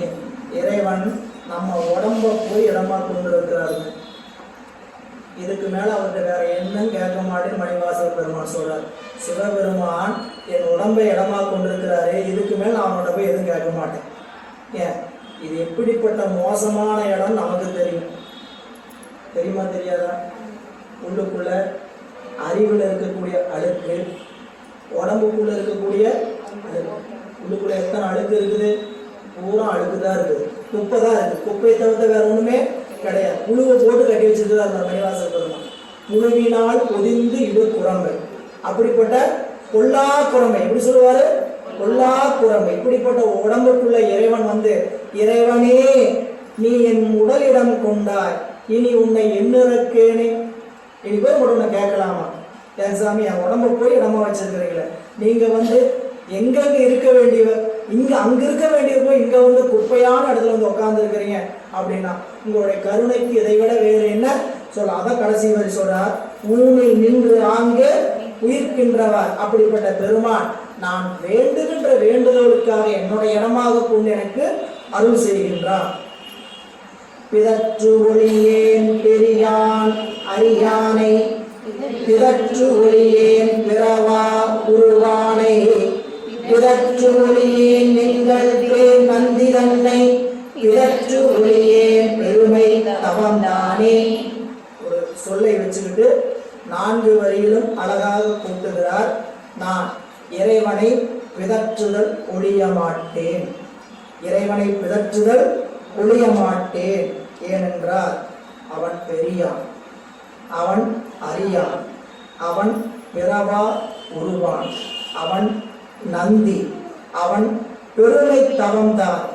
நான் ஏன் அவனை பிதற்றுதல் ஒழிய மாட்டேன்னு கேட்டீங்கன்னா அவன் பெரியவன், அரியவன். இதெல்லாம் நீங்க திருவருட்பயன் படிச்சுட்டு இருக்கும்போது பார்த்துருப்பீங்க. அவனுடைய பெருமை என்னன்னா பெருமைக்கும் உண்மைக்கும் பேரருக்கும் பேற்றின் அருமைக்கும் ஒப்பின்மையம். அப்படிப்பட்ட பெருமான். பிதற்றுதல் அப்படின்னா சொன்னதையே திருப்பி திருப்பி சொல்றதுக்கு பேரு பிதற்றுதல். யார் பிதற்றுவாங்க? பித்து பிடிச்சவங்க பிதற்றுவாங்க, பேய் பிடிச்சவங்க பிதற்றுவாங்க, உள்ள போனவங்க பிதற்றுவாங்க. மது உள்ள போனவங்க சொன்னதையே திருப்பி திருப்பி சொல்லிட்டு இருப்பாங்க. இல்லைங்களா? நமக்கு பித்து பிடித்தவங்களையும் பேய் பிடித்தவங்களையும் பார்த்ததை விட அதிகமா பழக்கம் நமக்கு எதுவும் இதுதான் பழக்கமா இருக்கும். மது உள்ள போனவங்க என்ன சொன்னதையே திருப்பி திருப்பி சொல்லிட்டு இருப்பான். இப்ப நமக்கு என்ன பித்து பிடிச்சிருக்குது, நமக்கு என்ன பேய் பிடிச்சிருக்கு, நமக்கு என்ன மது பிடிச்சிருக்குன்னு கேட்டீங்கன்னா சிவங்கிற பித்து இல்ல, சிவப்பித்து இல்ல, சிவமாகிய போதை இப்படி என்ன வச்சிருக்கேன், சிவங்கிற மயக்கம். சரி, ஏன் அப்படி பிடிச்சதுன்னா எதை பிதற்றுவான்னு கேட்டீங்கன்னா அவனுடைய திருநாமத்தை திரும்ப திரும்ப தேற்றுவான். உலகில் இருக்கிறவன் மது குடித்தவன் அவன் எது பேட்டுவான், பம்பா அவனை இழுத்துக்கிட்டு சண்டையை போட்டு பிதற்றிட்டு இருப்பான். இல்ல, அவங்களே வேறு. இறைவனுக்கு ஆட்பட்டு பித்து பிடித்திருக்கக்கூடிய அறிவு பிதற்று எப்படி இருக்கு கேட்டீங்கன்னா திரும்ப திரும்ப இறைவனை பிதற்றுதல். திருவாசகம் என்றால் என்ன? இறைவன் செய்த உபகாரத்தை நினைந்து பிதற்றுதல். சொல்லுங்க. அப்ப சொல்லும் பொழுது நீங்க ஒரு பாடல ரமண மாலை கேட்டிருப்பீங்க, புரியுங்களா? அதுல ஒரு இடத்துல சொல்லுவார், என் பிதற்றல் பிள்ளை மொழி அல்ல, என் பிதற்றல் பிள்ளை மொழி அல்ல, ரமணன் அருள் உரை என்றோ அப்படின்னு சொல்லுவார். ரொம்ப அருமையா இருக்கு அந்த பாடல். அருணாமலை குரு ரமணா கருணை அருள் வெளிவதனா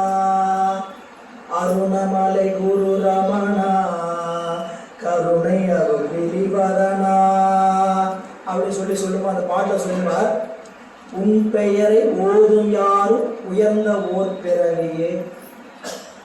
உன் பெயரை ஓதும் யாரும் உயர்ந்த ஓர் பிறவியே, என் கடனை தீர்க்க எனக்கு கிடைத்த ஓர் கருவியே. இனியும் காலம் தாழ்த்தாது அருளாம் பார்வை தர வேண்டும். என் உடலை தீபத்திரியாக்கி அதை எரித்தால் கூட போதுமோ. நீ செஞ்ச கருணைக்கு என் உடம்பை அதாவது தீபத்தெரியாக்கி எரித்தால் கூட போதுமோ. என் பிதற்றல் பிள்ளை மொழி அல்ல ரமணன் அருளின் உரை அப்படின்னு ரொம்ப இனிமையான பாடல். கேட்டு பாருங்க. ரமண மாலை நம்மளுடைய அது இளையராஜா பாடியிருப்பார். பலரும் கேட்டிருக்கக்கூடிய ஒன்றுதான். நல்ல இனிமையான பாடல். அப்படி ரமண மாலை சொல்ற மாதிரி இந்த பிதற்றுதல் என்பது, அதாவது சொல்றாரு மணிவாசகர் எத்தனை இடத்துல பிதற்றுறார். நீங்க திருவாசகம் படிச்சீங்கன்னா திரும்ப திரும்ப ஒன்ன சொல்ற மாதிரியே இருக்கும். என்னங்க இப்பதான் இந்த பாட்டுக்கு பொருள் சொன்னீங்க, அதையே தானே இங்கேயும் சொல்றீங்கன்னு கேட்டா வித்து பிடிச்ச என்ன பேச திரும்ப திரும்ப தான் பேசுவாங்க. அப்ப இறைவனோட உபகாரத்தை நினைந்து பிதற்று ஒளியேன் பெரியான் அறியான், பிதற்று ஒளியேன் பிறவா குருவான், பிதற்று ஒளியேன் எங்கள் பேர் நந்தி. நந்தி எங்களுடைய நந்தி பேரை நான் பிதற்றுதல் ஒளிய மாற்றேன். பிதற்று ஒளியேன் பெருமையுடைய தவத்தை, நான் எப்பொழுது தவத்தை கைவிட மாட்டேன். இனி வாழ்த்த வல்லார் மனத்துள் ஒரு சூரியை தீர்த்தனை அங்கே திளைக்கின்ற தேவனை ஏற்றியும் வெண்பெருமான் என்று இறைஞ்சியும் ஆத்தம் செய்து ஈசன் அருள் பெறலாமே. இறைவன் யாருடைய உள்ளத்தில் நிலைத்திருக்கக்கூடிய சோதி வாழ்த்தவல்லார் மனத்துள் உள்நின்ற குரு சோதி. யார் ஒருவர் அவனை வாழ்த்த வல்லார்களோ அவனுடைய மனத்தில் உருகின்ற சோதி என்று காட்டுகிறார். அப்படி வாழ்த்த வல்லார் மனத்துள் தன்னை வாழ்த்த வல்லவரது மனத்தின் கண் ஒளியாயும் தீர்த்தன். இறைவன் தீர்த்தங்கள் சொல்லுக்கு என்ன பொருள் கேட்டீங்கன்னா, தீர்த்தம்னா அது என்ன? சுத்தமான தூய்மை. தூய்மையா, தூய்மைக்கு பேர் தீர்த்தம்னு பேர். அந்த தூய்மையை உடைய பொருள் என்பதனால அதுக்கு தீர்த்தம்னு பேர். சரி, அந்த தண்ணி எப்ப தீர்த்தமாகுது? இறைவனுடைய திருவடியில் இருப்பதனால் அதுக்கு பேர் தீர்த்தம். திருக்கோயில போனீங்கன்னா அந்த குளத்துல இருக்கு, அந்த குளம் எங்க இருக்குது? சிவபெருமானுடைய திருவடியில் இருக்கிறதுனால அதுக்கு பேரு தீர்த்தம். அதே குளம் தள்ளி இருந்ததுன்னா அதுக்கு பேர் தீர்த்தம் கிடையாது. அதே தண்ணி தள்ளி இருந்ததுன்னா அதுக்கு பேரு தீர்த்தம். அப்போ தூய்மை உடையவனுடைய இடத்துல இருந்தா அதுக்கு பேரு தீர்த்தம். சிவபெருமான் தீர்த்தன். எப்படிப்பட்ட தீர்த்தன்? நம்மளுடைய பாவமாகிய அழுக்கை கழுகுகின்ற தீர்த்தன். நம்ம மலம் கழுமலம் 12 பேர் சீர்காழிக்கு 12 திருநாமம். அதுல ஒரு திருநாமம் கழுமலம். எதை கழுவு மலம்? நம்மளுடைய இழுகு மலத்தை கழுவு மலம்.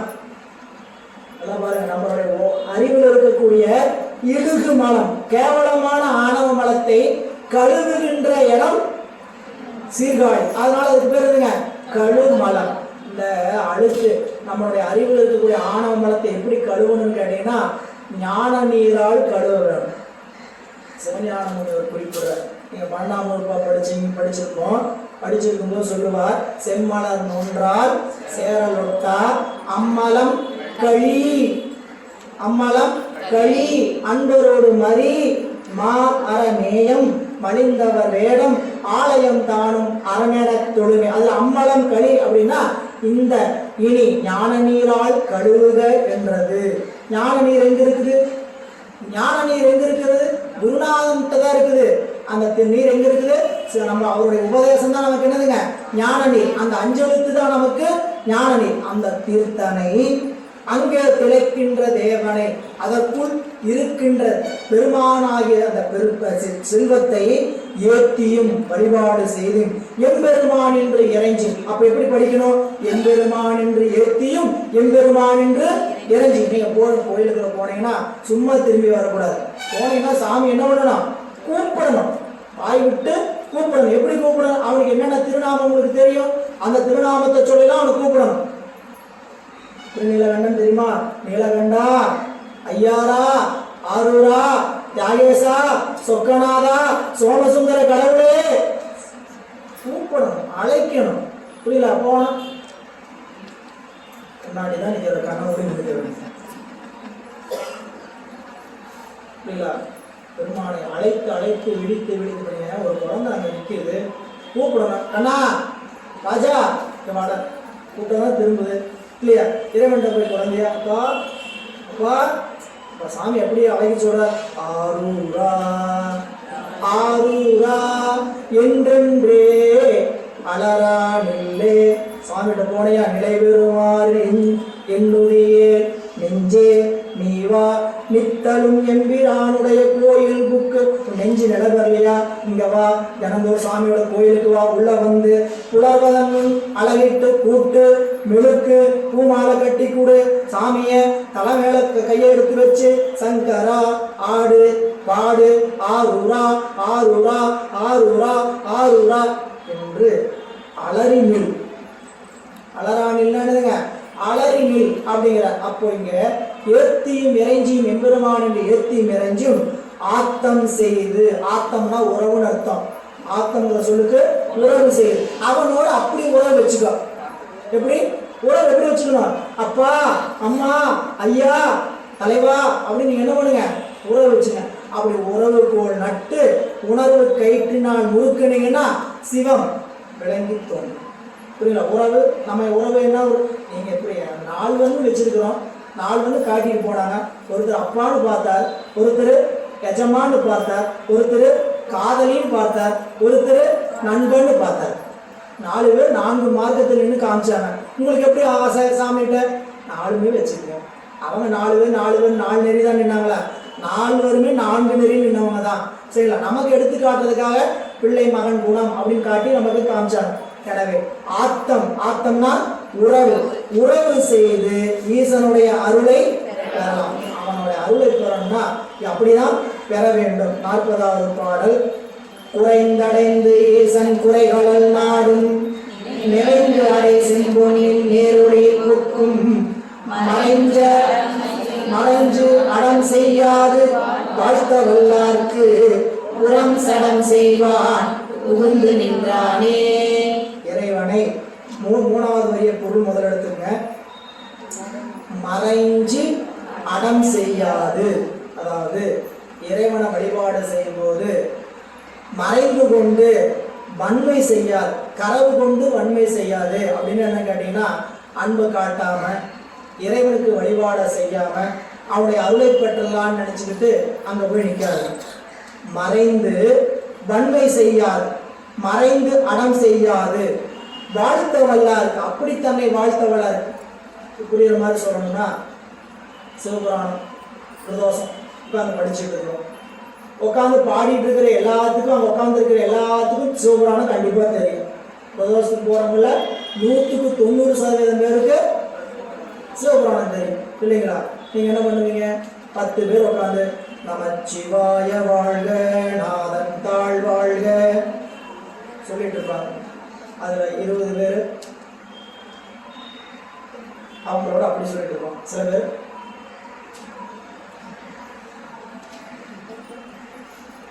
இப்படியே உட்காந்துருக்கோம். சில பேர் இந்த போனை நோண்டிட்டு இருக்கோம். ஐயா பிரதோஷத்துக்கு எதுக்கு வந்த? பிரதோஷம் எதுக்கு வந்த? ஜோசியர் போக சொன்னாரு, வந்தாங்க. ஓ, என்னையா செய்ய சொன்னாரு? சிவபுராணம் சொல்லுன்னு சொன்னாரு. நீ என்னையா பண்ணிட்டு இருக்கிற? வந்தாச்சு, பிரதோஷம் தான் உட்கார்ந்து இருக்கிற. சிவபுராணம் சொன்னையா? சொல்லலை. என்னது? மறைந்து வன்மை செய்வது. இதுக்கு பேர் என்னதுங்க? மறைந்து வன்மை. நீ வந்த நோக்கம் என்ன? சாமி கும்பிடுவாங்க. 10 நிமிஷம் தான் உங்களுடைய பிரசன்ஸ் அங்க இருக்கா? 10 நிமிஷத்துக்கு என்ன பண்ண? அந்த பெருமானை வழிபாடு செய். இதெல்லாம் தூக்கி ஒரு ஓரமா அந்த நேரத்துல வச்சுரு. நான் 4 மணி நேரம் கோயிலுக்குள்ள இருந்தேங்க, ஒரு 5 நிமிஷம் பேசுறேன், தப்பு இல்லையா? இதுதான் ஏன் நம்மள தொடர்புக்கு இருக்கிறாங்க. 4 மணி நேரமும் இல்லாம இருக்கலாம், ஒரு 5 நிமிடம் தொடர்புல. நான் பெரிய வேலையிலிருந்து வந்திருக்கிறேன், எனக்கு நிறைய அபிஷேகம் ஒர்க் இருக்கு, ஆனாலும் கோயிலுக்குள்ள இன்னைக்கு திருவிழா 4 மணி நேரம் இருந்தேன், ஒரு 10 நிமிஷம் வேலை காரணமா பேசினேன், தப்பு இல்லை. வந்ததே 10 நிமிஷம் தான் பிரதோஷத்துக்கு. அங்க வந்து நின்றுட்டு இதை போட்டு சரி, அதுக்கு பேர் என்னதுங்க? கரவு கொண்டு வன்மை செய்வது. பெருமாளுக்கு அப்படி செய்யாது. தன்னை வாழ்த்தவர் என்ன பண்ணுங்க, உங்களுக்கு தெரியும் அவங்களோட சேர்ந்து நமச்சிவாய வாழ்க நாதம் தாழ் வாழ்க இமை பொழுதும் என் நெஞ்சில் நீங்காதான் தாழ், இப்படி வாழ்த்துங்க. வாழ்த்த வல்லார்க்கு இறைவன் என்ன செய்வாராம், புறம் சடம் செய்வான். புறம் சடம் செய்வான், அவர்களுடைய உள்ளத்தை புறக்கணியாது புகுந்து நிற்பான். தன் பெருமாள் சாமி என்ன பண்ணுங்க, நம்ம உள்ளத்தை நம்மளை புறக்கணிக்க மாட்டாராம், நம்ம உள்ளத்துல வந்து உட்காந்துக்கு வரோம், புறக்கணிக்க மாட்டார். அப்படி என்ன பண்ணுவாருங்களா, புகுந்து நின்றானே.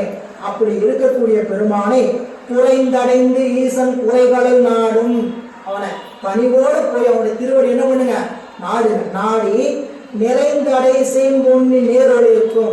அப்படி நீங்க போய் நாடினீங்கன்னா நம்ம உள்ளத்துல செம்பொன் போல ஒளி தோன்றணும்.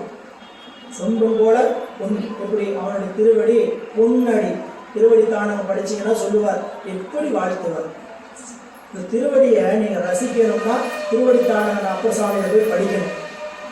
புரியுதா, மணியடி, பொன்னடி, மாண்பாமடி, அப்படி வரிசை எவ்வளவு அழகா ரசிக்கிறார். இந்த திருவடியுடைய அழகு சுகத்தை அரவணையான் சிந்தித்து அரற்றும் மடி, அருமறையின் சென்னிக்கு அணியாமடி, சரவணத்தான் கைதொழுது சாரும் மடி, சார்ந்தார்கெல்லாம் சரணாமடி, பரவுவார் பாவம் பறைக்கும் மடி, 11 கணங்களும் பாடும் மடி, திரைவிரவு தென்கெடில நாடன் நடி, திருவீரட்டானத்தையும் செல்வன்னடி, கைதொழுவார் காமம் போகும் கைதெழுவார் காமம் போகாடி, பஞ்சவதைப்பாடு ஒன்று இல்லா அடி, கைதொழுது நாம் ஏத்தி ஆட்டும் அடி, கணக்கு வழக்கை கடந்த அடி.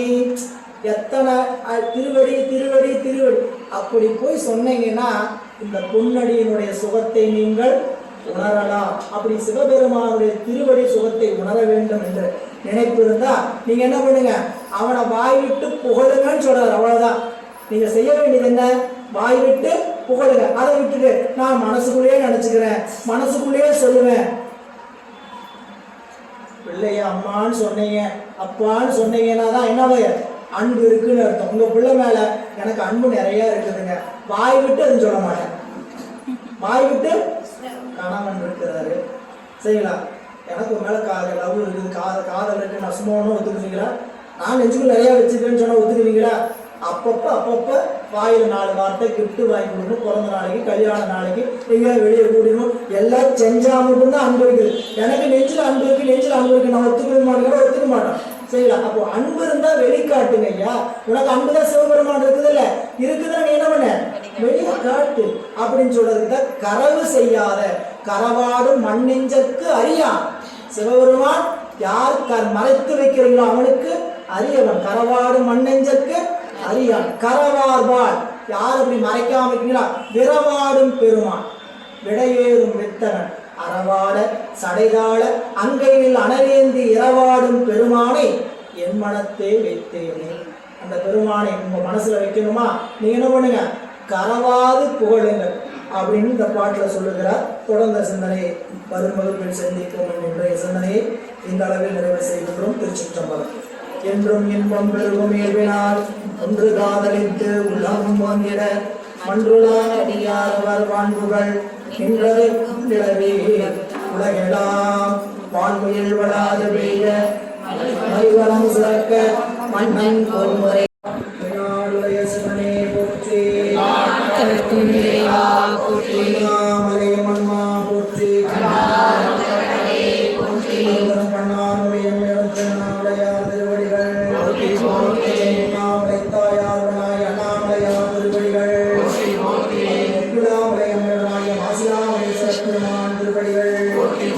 விசாலாட்சி அம்மையவனாய விஸ்வநாத பெருமான் திருவடிகள், துணையே இன்று நான் திருமூல தேவநாயனார் திருவடிகள்.